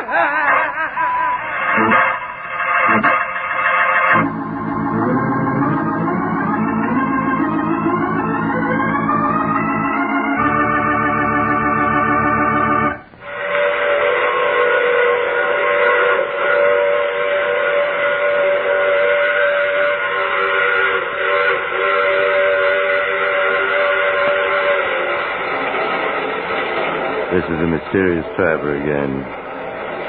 Did you enjoy our trip into the year 2185? It seems that criminals of the future aren't going to have any future. Not with science fitted against them. Poor Steve, Mike, and Doc. Imagine being adrift in space in a disabled rocket launch and being completely ignored. Yes, it seems that not only doesn't crime pay today, but it's going to pay even less in the year 2185. Oh, but that reminds me of my story for next week, The Big Dive. It's about a young man who figured out a perfect alibi for murder and forgot to take into account that it... Oh, you'll have to get off here. I'm sorry. But I'm sure we'll meet again. I take this same train every week at this same time.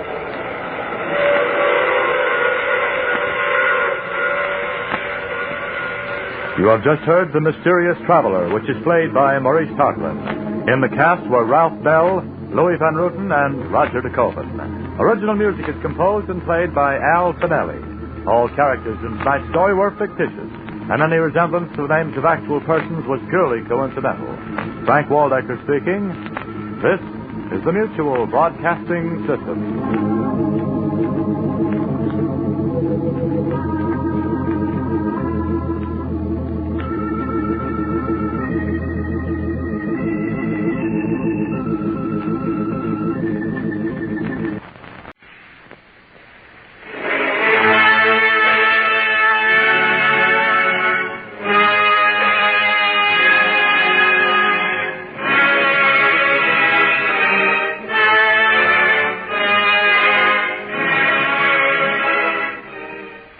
And gentlemen, we now present George Edwards in Dr. Jekyll and Mr. Hyde.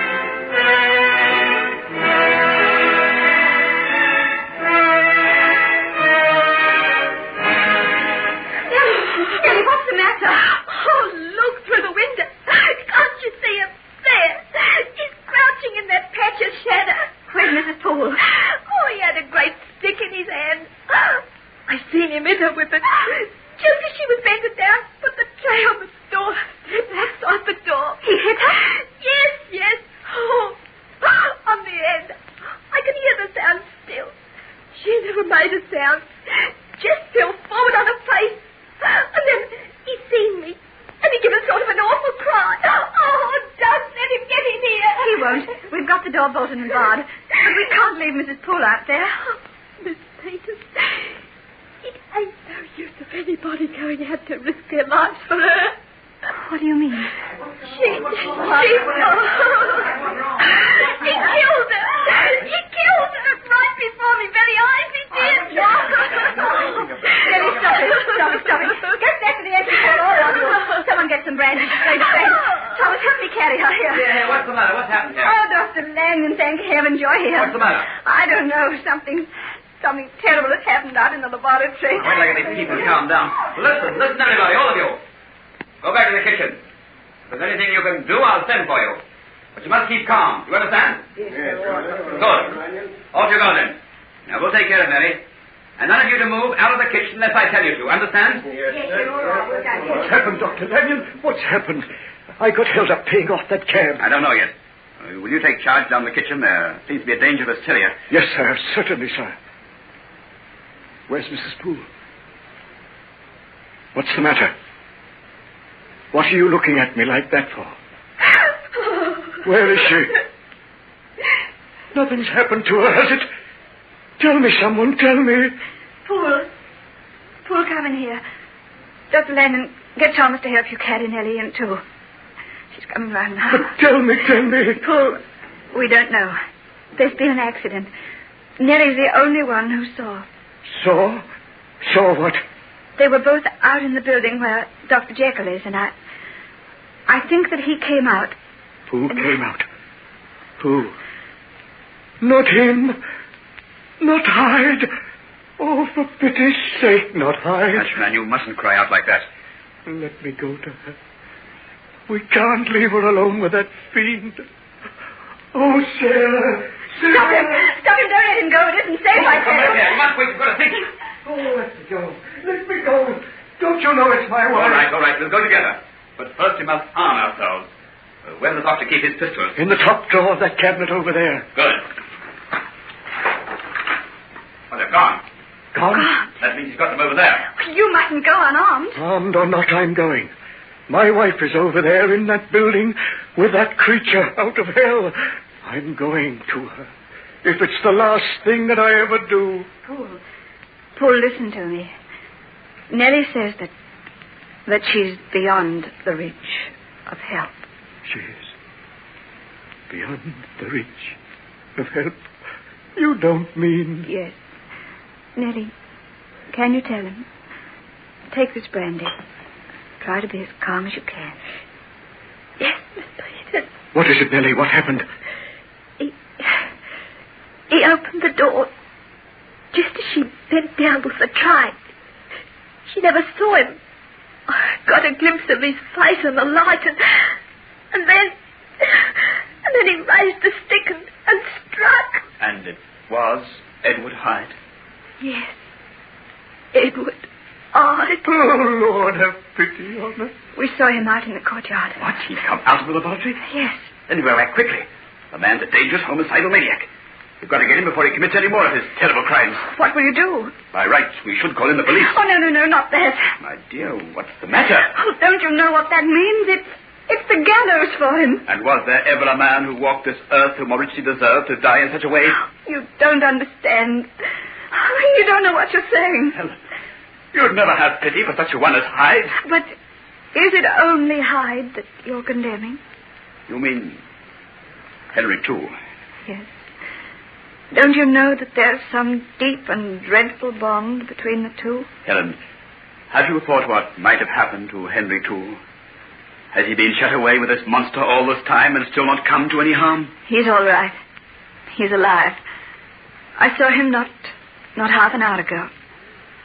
He spoke to me. Are you sure of this? Certain. He was looking out the window as I went across the courtyard. Then?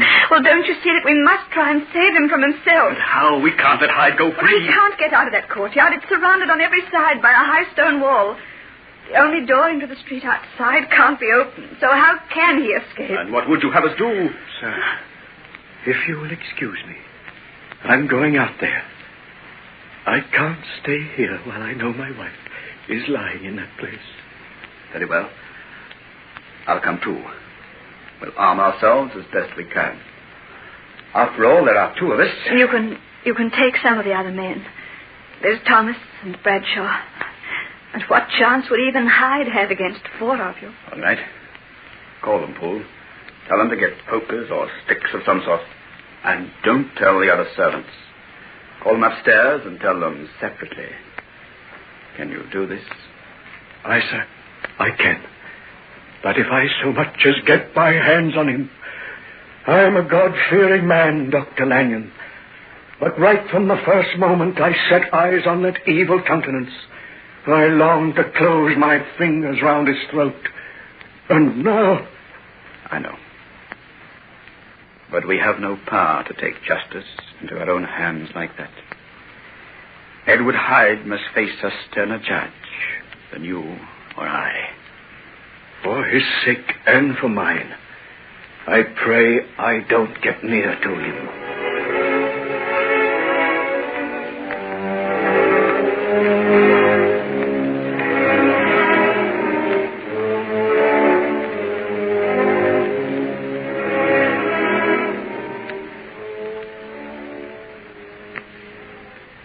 Are you ready now? Sure, we're all ready, sir. Poole, you got the lights? 2 lanterns, Doctor. That will be enough. It isn't really dark yet. Come along, then. Keep together. Be ready to seize him if he's still in the courtyard. Thomas, you can open the door. Yes, sir. He's not out there. No. Although he might be hidden in one of those shadows. What a dismal place this is. Always full of shadows. Look. There's a light in the upper window. And that's his shadow. Pacing up and down. Up and down. Yes. You're right. But is it Hyde or Dr. Jekyll? Take a look, sir. Note the size of him. Yes. That's a smaller, lighter man than the doctor. It's him. It's Hyde. I've seen him too often to be mistaken. Very well, then. Let's go into the building. I say, keep that lantern shining while I head there. Oh, yes, sir.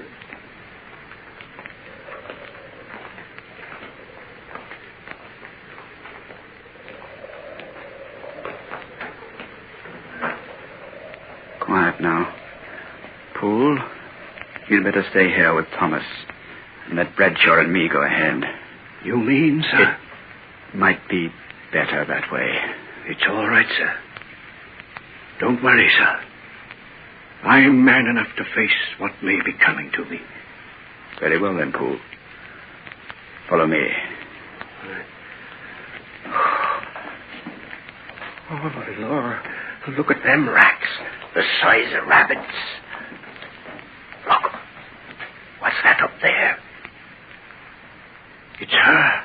Poole, are you sure you wouldn't rather wait and let me go up the stairs to see? No. I'll face it, sir. I'll come. Very well. Come along.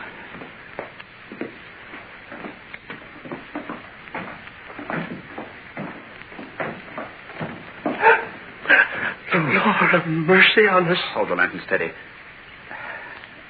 Here. Help me turn her over. Yes, sir. Oh, Lord.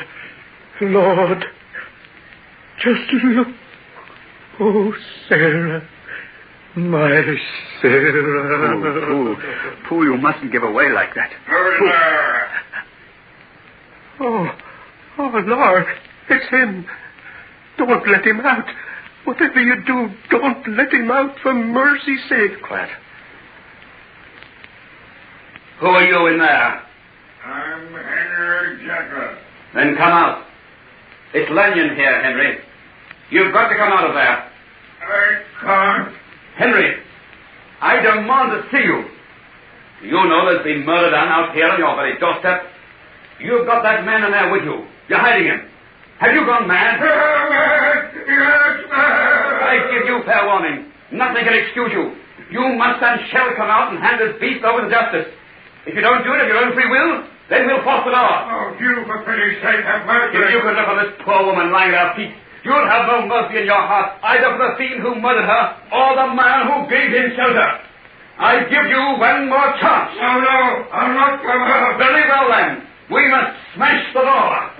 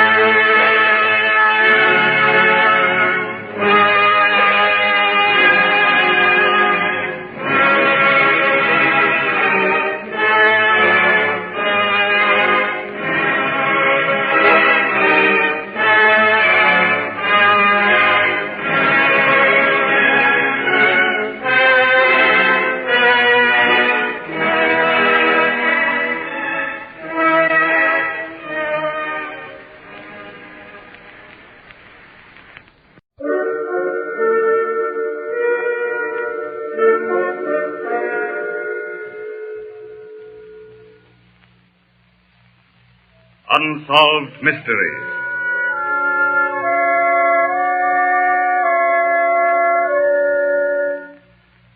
Out of deference to people who may still be living, character names in some of these true unsolved mysteries have been changed. Tonight's Unsolved Mystery is based on records of the New York Police Department. It is called The Perfect Crime because it has never been solved, even by the most brilliant minds of the New York Police. It is a crime that experts, after complete investigation, state could not have happened, yet they know that it did happen.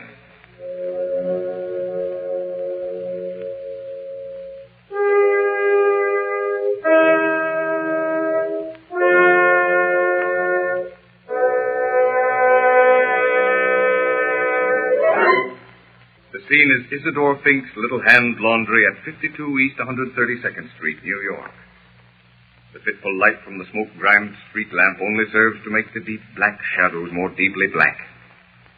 Isidore Fink shuffles out of the cigar store across the street from his laundry, draws his threadbare jacket tightly about him, as if to protect himself from the penetrating drizzle, then crosses the muddy street and unlocks the two heavy padlocks on his laundry door.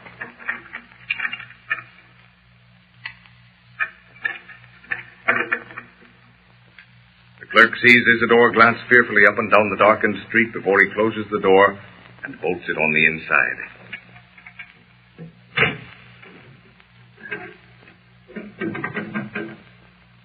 The transom above the door fills with a diffused glow of light as Isidore turns the switch on the old carbon filament lamp hanging from the ceiling. Poor old devil. Gonna work half the night again to earn 2 bits. No, guess I was wrong. He put the light out. Officer Pete! Officer Pete! What's the matter? What's up? Didn't you hear the shots? I thought it was an automobile backfiring. I was standing down there in the corner. Where was it? Over in Pink's laundry.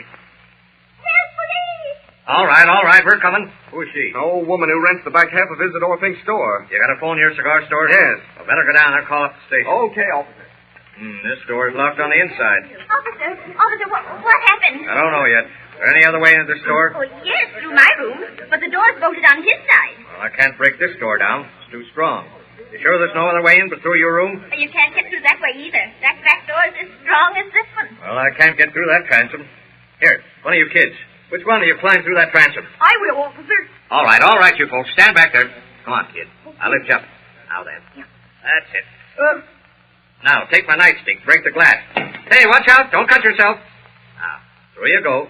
Drop down on the other side and draw that bolt. Okay, officer. Wonder where that light switch is. Here we are. Good heavens. Is he dead? Yes, killed himself.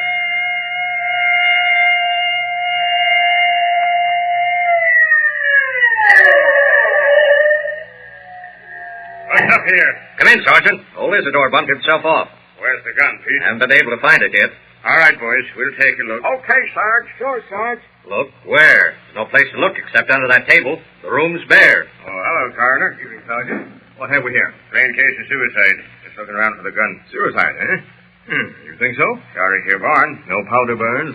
A shot in the head would have killed him. Gun was at least 2 feet away. Sorry, gentlemen. From the looks of the wounds, I'm forced to decide that it was murder. And since there's no trace of a gun, the killer carried it off. Impossible. The place was bolted on the inside. Nobody could have got out of here. I had to get this kid here to break the transom, crawl through to open the door. Yeah, and I haven't got the gun. What would I want with a gun? All right. How about that window? That window, Sarge, it's the only window in the place, and it's barred on the inside with bars so close a cat couldn't get between them. Not only that, the frame is nailed in place. So's the transom frame, nailed in place. The door leading to the other room hasn't been opened for years. Look at the cobweb. This bolt here is rusted in place. Take a hammer to move it. Wait here a minute. We've got to be reasonable. Somebody got in here and killed old Isidore, and then they got out. Now, this is a single room, 1 window and 1 transom. 2 doors, both bolted on the inside. Both window and transom nailed in place. And no fireplace. Nothing to hide behind. No cupboards. Then the killer must have come in here into the room with him. No, he didn't. Oh, how do you know? Who are you? I'm the clerk in the cigar store across the street. Oh, the fellow that called us on the phone? Yes, Isidore came into my store tonight, bought a pack of cigarettes, and said he was going in to do some more laundry. I saw him cross the street. Your eyes never left him? Not for a second? No, I watched him cross, saw him open the door and go inside, and then I saw the light go on. A few moments afterward, the light went out, and then the 3 shots. Say, this ain't reasonable. You're telling me? I got the jitters now. It must be a trap door or something. A trap door? Look at that rough plank floor and tell me it's got a trap door in it. No, I guess you're right at that. Well, there's nothing more we can do here. You sure nobody touched the body? Of course I'm sure. What difference does that make, Sergeant? The murderer is what we want now. And he's not going to be easy to find. Any murderer that can get out of this room. Yeah, through 2 bolted doors and 2 nailed windows. I tell you, Sarge, the thing's spooky. Well, come on. We'll get back to headquarters. Different boys out here. All right, man. Come on.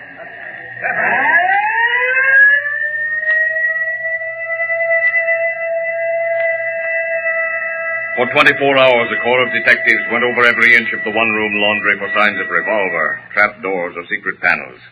The most expert fingerprint men in New York's police department worked on the case. And aside from the fingerprints of the police and Isidore himself, not a thing was found. At first, the police worked with zest, then irritability, finally in complete bewilderment. The scene is police headquarters 6 months later. Well, boys, what can you tell me about this Fink murder? Not a thing more than our first report, Chief. Now listen, Sergeant. We're not going to let that 2% Fink murder get us down. Not going to, Chief. It has. Me too, Chief. I was within 50 feet of that laundry when the shots were fired. I know nobody left that building. Well, the murderer did. I'm beginning to wonder about that, Chief. What do you mean? Well, listen, Chief. The front door was bolted on the inside. Yes, I know, and the back room door was bolted, too, and the windows were nailed in place. No place to hide. But, boys, the murderer got away, and that's what hurts. Got clean away. Chief, I've been a long time on the force, and I'm not superstitious. But something happened in there that night that the books don't tell us how to solve. Listen, Sergeant. That murder was brutal. It was physical. Get me? Physical, nothing else. We're not going to have the New York Police Department throw up a case and blame it on spooks. Just about what I'm ready to blame it on, Chief. The thing that gets me down, Chief, is the total lack of motive. Yeah, that does make it hard. I've gone through the file on his private life till I know it like a book. Little bit of an undersized fellow from Galicia. Works for 10 years in a laundry. Doesn't make a friend. Doesn't have an enemy. Saves $1,000 and opens his own laundry. Works like a dog, 18 hours a day, and makes a bare living. No women in his life. Nothing to rob him of. Not a reason in the world for killing him. Hello? Yes? Okay, right away. All right, boys. Better forget it. There's more to worry about. What, Chief? A gang killing down the tunnel. Let's go. 5 years have passed, and the New York police know as little today as they did the night of the murder. The feeling of the entire police department can be summed up in the cryptic expression of the chief, "That 2 for a cent faint mystery gives me the creeps." In just a moment, you will hear a solution to the perfect crime.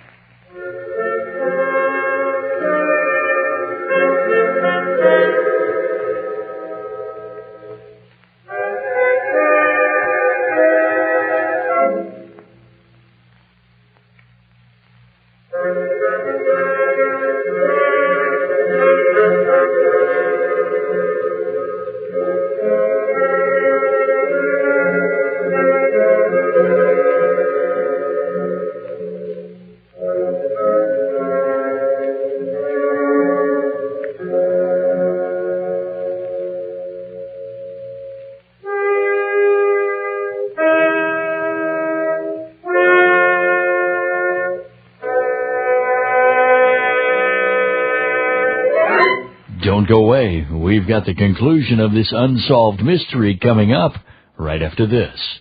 And now back to Unsolved Mysteries on When Radio Was.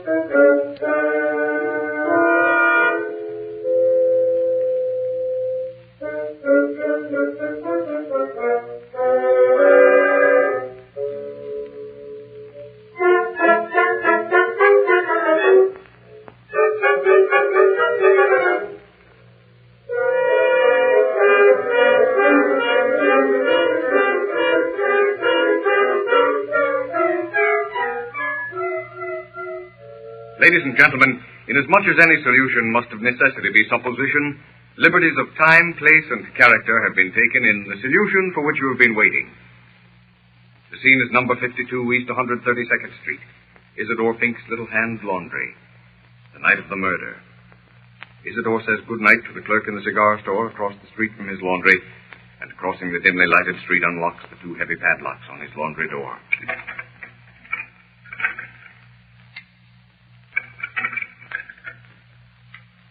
Isidore slips inside, closes and bolts the door behind him. The rough board flooring creaks beneath his feet as he crosses the floor to the light switch. He reaches out in the dark. The switch clicks. You, sir. Yes, Isidore. You found me. Yes, Isidore, I found you. Strange, Isidore, but true. I found you. Isidore, I am going to kill you. Oh, no. Have mercy. No, Isidore, I have no mercy. I am going to put out the light, Isidore, and then I am going to kill you. You are going to die, knowing that I shall live on after you are gone. But you can't. You'll be caught. Oh, no, Isidore. I shall not be caught. You bolted the door on the inside, Isidore, and when the police come, they will have to send someone through the transom. That will be after you are dead, Isidore. And then, when the policeman steps into the room, it will be in the dark. I shall step backwards out of the room, And when the lights go on, Isidore, I shall be one of the curious, morbid crowd about the door, looking horror-stricken upon your dead body. I am going to put out the light, Isidore.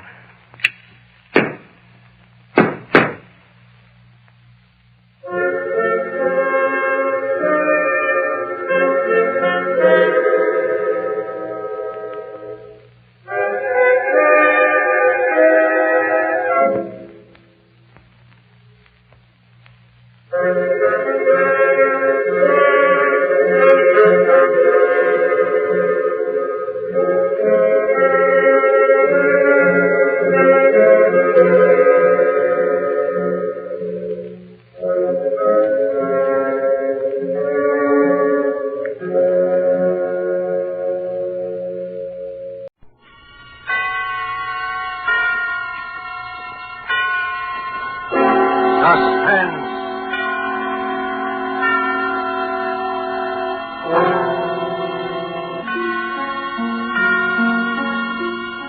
This is the Man in Black, here to introduce this half hour of Suspense.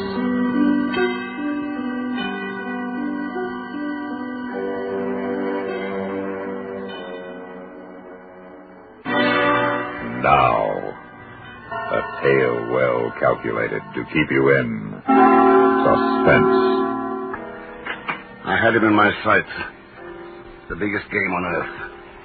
There was no mistaking him with his Chaplin moustache and his mincing strut. I had spent a day checking all points commanding the terrace, and I had timed the guards on their beats.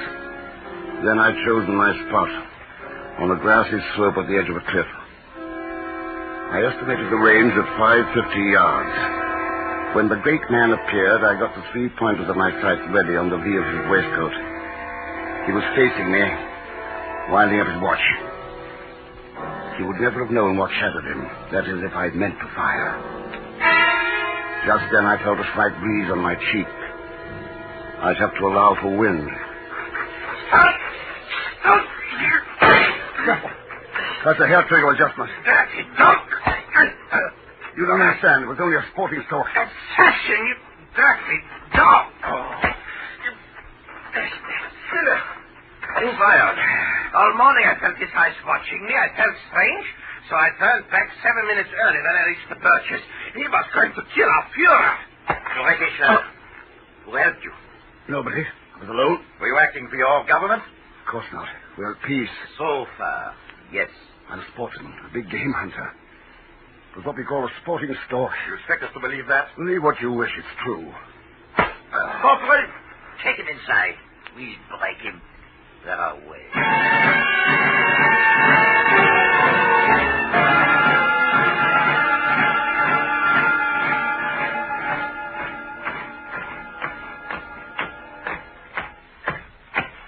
I ate lunch.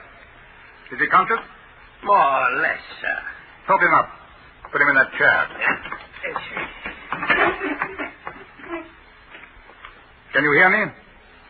Yes, quite well. Now, we checked your story. Seems to be true. Incredible, but very English. Yes, a sporting stock. You're English? Half. My lesser half. I can pass for English when I need to. Corporal, bring his things. Gun, binoculars, and papers. Yes, sir. I ought to bandage myself a bit before I leave. But you're not leaving. We can't release you. Your appearance, that left eye, and your hands. Oh, no, you would certainly want to get even with us.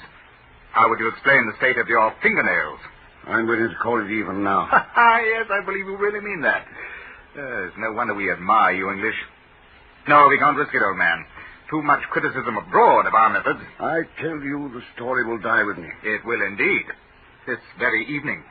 If you're concerned about world opinion, my murder most certainly... Oh, but it won't be murder. It will be an accident. A sporting accident.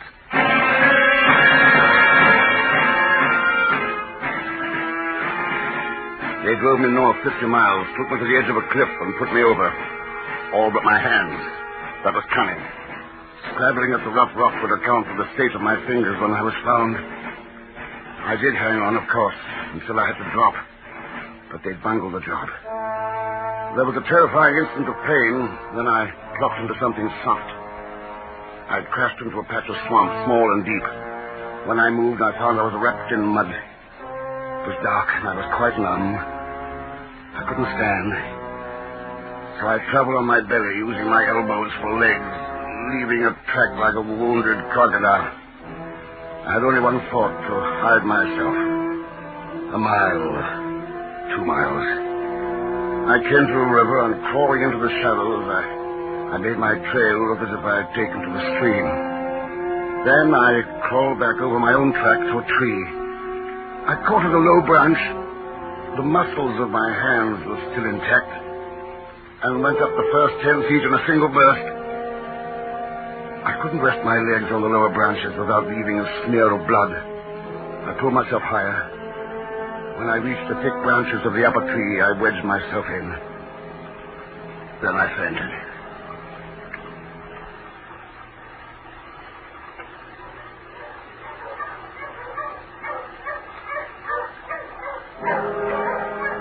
The sound of their search woke me. It was afternoon. I peered down and saw the half-English major, 2 uniformed men and 3 dogs. His trail goes into the river. He couldn't swim. He's slick. We have to be sure. You, go downstream. I'll go up with the dog. We must find his body.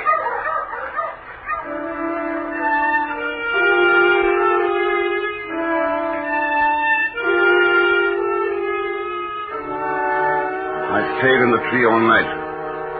Just before dawn, I came down. I could walk after a fashion, but I had to have different clothes, a razor, many things, so I might as well turn myself in. Then a tall, stooping man with a fishing rod came through the woods to the riverbank. I crept closer to study him.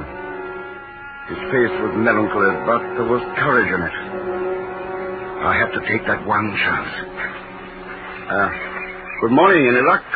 I know Who are you? Don't be afraid. I need help. Look at my hands. Do you know how that was done? Yes. I mean, I've heard... no, I don't know anything. I have money, if you'll help me. I don't want money. I'm English. It's better for you not to know my name or what I've done, but I need clothes, food, gloves to hide these hands, a razor to shave. Things that can't be traced back. Wait, don't go. Where are you going? You need something to hide that eye, too. A patch, I think. Yes, an eye patch would be best. I'll put the things under that tree.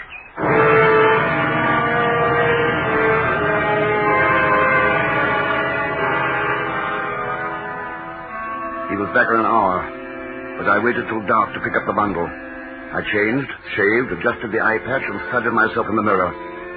It was a fair disguise. That same night, I stole a punt and pushed off downriver.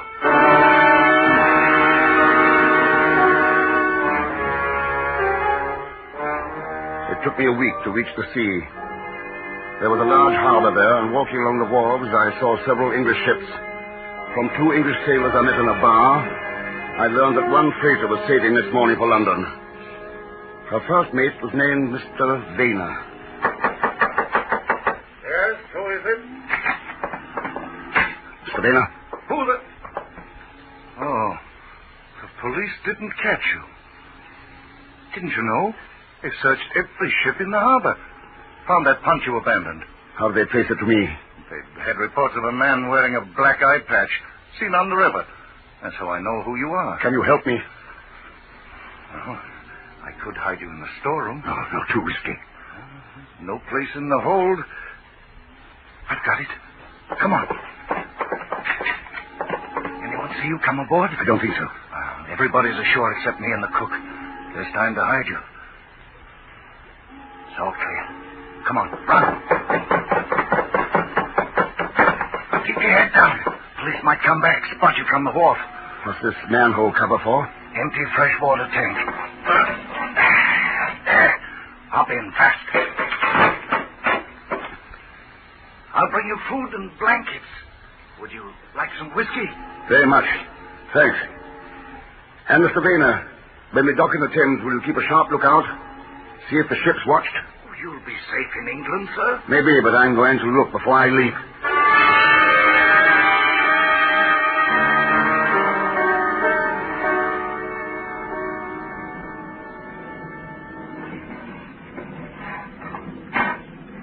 We're docked. You all right, sir? There's a funny-looking chap watching the gates. Could I row ashore? I have the dinghy ready, under the starboard quarter. Fine. I'll leave it at the Hurlingham east wall so you can pick it up.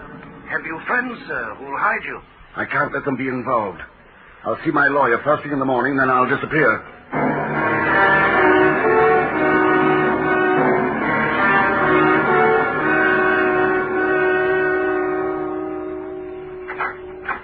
Oh, come in quickly. Oh, you're taking a frightful risk coming here. I know, Saul, but I have to. There's no telling who saw you come into the building. I noticed the man in the black hat feeding the birds in the courtyard. Oh, yes, he's been there all week. And I just glimpsed a certain major. You mean you know him? When he called on me and asked all those pointed questions about you, I thought he was lying.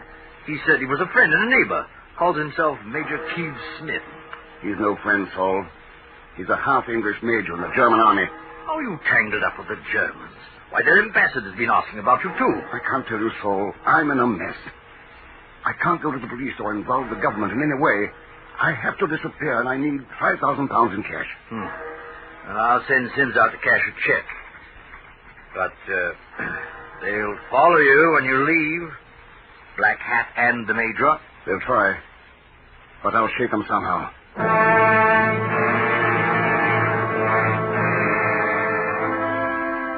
When I started for the Hobart Underground Station, the man in the black hat was close behind me. Then I saw, before I dived into the station, that he stopped at the newsstand. That puzzled me. Until I looked further back and spotted the Major moving toward me fast through the crowd. Our eyes met and flashed in recognition, and suddenly I saw their plan. Black Hat would stay behind to guard the exit. The Major would keep on my heels. I ran to the escalator and went down to the third level. And I raced across the platform to a southbound train. I jumped aboard and worked my way forward, peering out. The Major was delayed on the jammed platform, but he fairly hurled himself through the same door I'd entered, while I stepped off the train through another door. The door slid shut. The train hauled the Major off toward Piccadilly. I started back toward the escalator, then stopped in panic. Black Hat was there on the platform. He'd been there all along, not at the newsstand. I plunged into that trap like a frightened rabbit. Black Hat and I were alone. He moved toward me. His hand poised over a pocket I was sure held a gun. I jumped off the platform and ran, keeping well away from the third rail. His footsteps pounded behind me. The tunnel curved into blackness. Just beyond the curve, I flattened myself against the tunnel wall.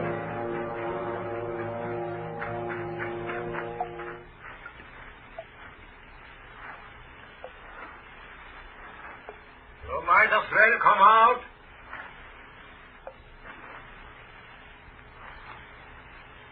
The Major wants to talk to you. Just come along. Talk. You need a gun in your hand to talk?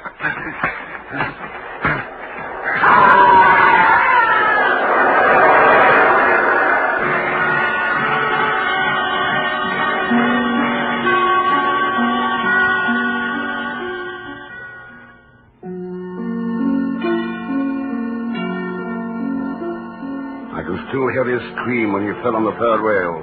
It echoed along the tunnel. A queer place for a soul to find itself adrift.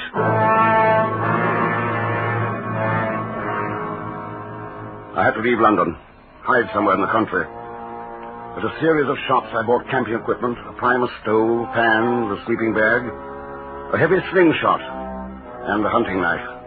I couldn't buy a gun without having it registered. Finally, I bought a bicycle, and by evening I was pedaling southwest toward Dorset, looking, I hope, like a carefree man on a rambling holiday. I picked my hiding place above Marshwood Vale between two lonely farms. It's not on any map. Choked with deadwood, blocked at both ends by tangled thorn. Nobody would ever find it except a curious child. Which is why I knew of it. For in love one becomes a child again. That bit of road had been our discovery, hers and mine, during the brief 2 weeks which were to begin our life together. 2 weeks which were instead our last, our only time.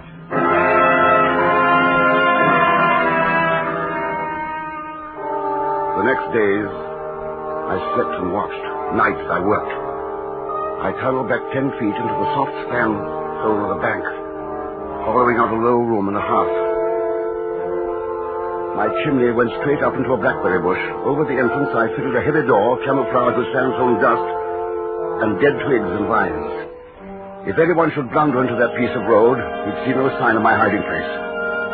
I would be warm, dry, reasonably well fed, troubled only by my memories and my loneliness.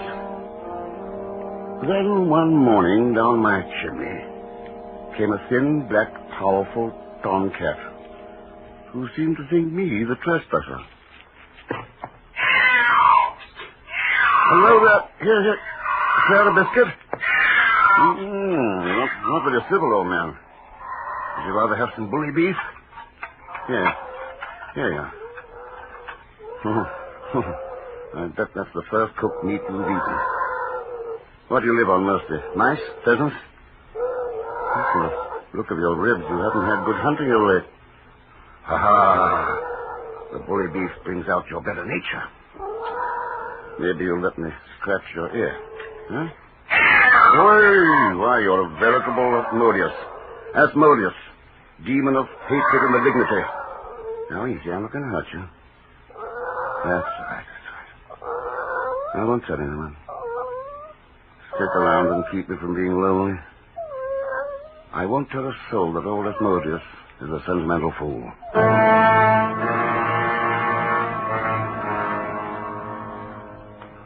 But in the end, my loneliness seemed more acute. In the long nights on that silent hillside, I was haunted by a memory of her violet eyes, by a futile wish that I'd followed my premonition, forced her to stay with me in England. Strange, when I first heard that she was dead, I suffered very little. But at night, in that cave, remembering, I felt such pain.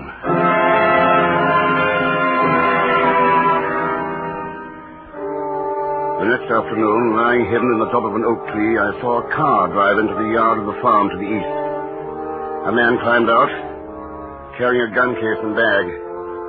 The car drove away, and the man went into the farmhouse. I stayed in the tree, and in the evening saw the farmer and his visitor emerge with guns under their arms, probably going out to hunt wood pigeons.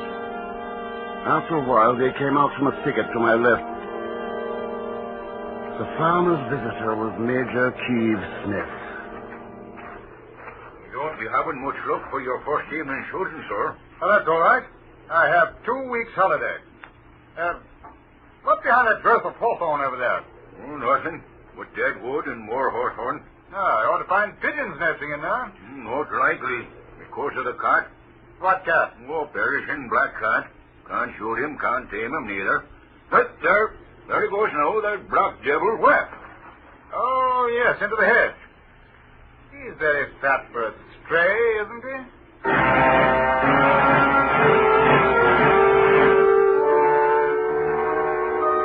I was underground 9 days, watching daylight and starlight through my chimney. Then Asmodeus disappeared. And that night I heard noises. There were 2 men. They were moving something heavy. Then I heard a thud against the door, and I knew with terror that my door was barred. I was trapped underground. Can you hear me? Yes. Wonder how I found you? It was a cat. I was sure that somebody was feeding him. How sentimental you English are about animals. Can't you give me a cleaner death than this? Well, my dear fellow, I don't want you to die at all. Put your signature on a document I have here, and I'll release you immediately. A document? Which says what?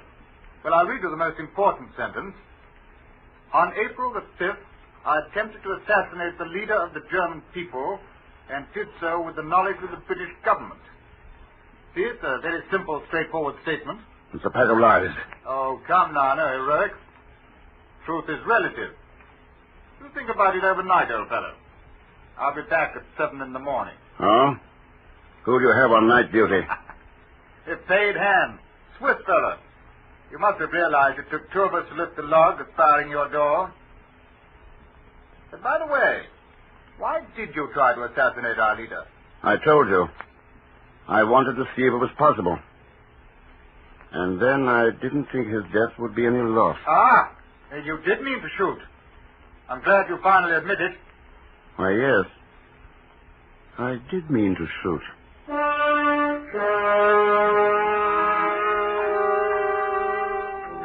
I'd given myself away, not to him, to myself.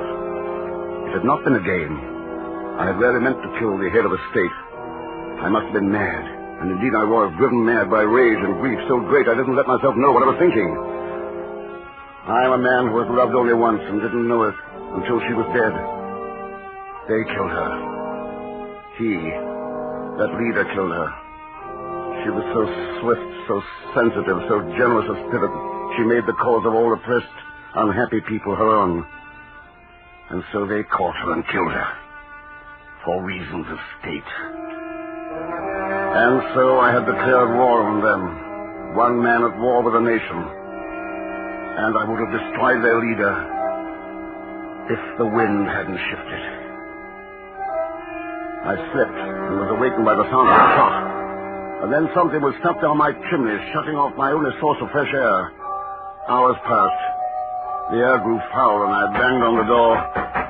Keith Smith paid no attention. Finally, I reached up the chimney to see what he'd stuffed it, and pulled poor Asmodeus down into my cave. He'd been shot at close quarters. I was choking with sorrow and rage. It wasn't an easy shot, old man. Very difficult and sporting. That's a lie. He trusted you because he'd learned to trust me. Oh? Well, perhaps you're right. The Anglo-Saxon love of animals is a weakness I'm happy to be without.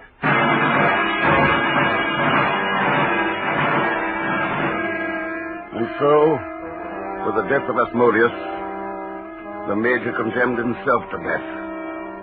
All my plans were directed to that end. I had no gun, no access to my victim except through the chimney hole, no weapon but the slingshot. There was only one way to kill him, to shoot a lethal missile through that opening. After some hours, I hit on an iron spit as my weapon, to be fired by the slingshot. Then I set about luring the Major to the hole. Ah? Want to talk? Yes, I've been thinking. You'd only use that document in case of a war, is that right? Exactly. So it doesn't matter if I sign it or not, since there isn't going to be a war. You're perfectly right. It's a mere formality.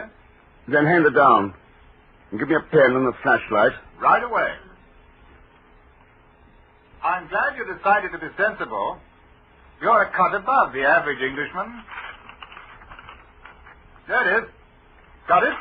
Yes. Here's the pen. Where are you? I can't see it.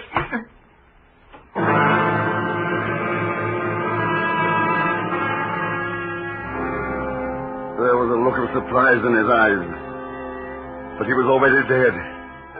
The iron spit took him square above the nose, then he toppled backward. Immediately, I hacked away at my end of the chimney until it was large enough to receive my body. Then I burst out into the blackberry bush. The Major was lying on his back with the spit projecting through the back of his skull. I searched him, took his revolver, burned that scandalous document he'd meant me to sign, and sat down to wait. It was dark when I heard the Swiss agent coming. When he was a few paces away, I flashed the light on him. Put your hands up. Now walk over here slowly. What do you want? Your gun. Turn around. Oh, you killed the Major. Oh, please, sir. Don't turn me in. They will hang me. They will hang me for treason. Now we are at war. At war? Oh, yes, sir. It came over the wireless. Germany has marched into Poland. England has declared war.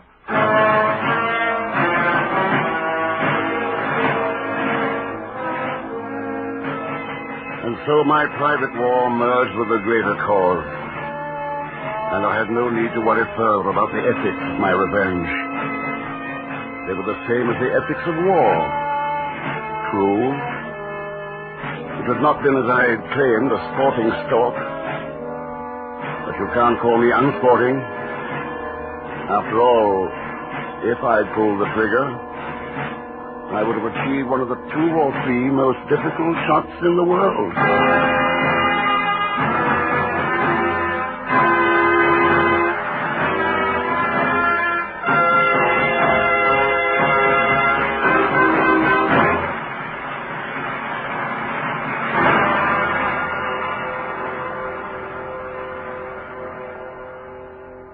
And so closes tonight's tale of Suspense.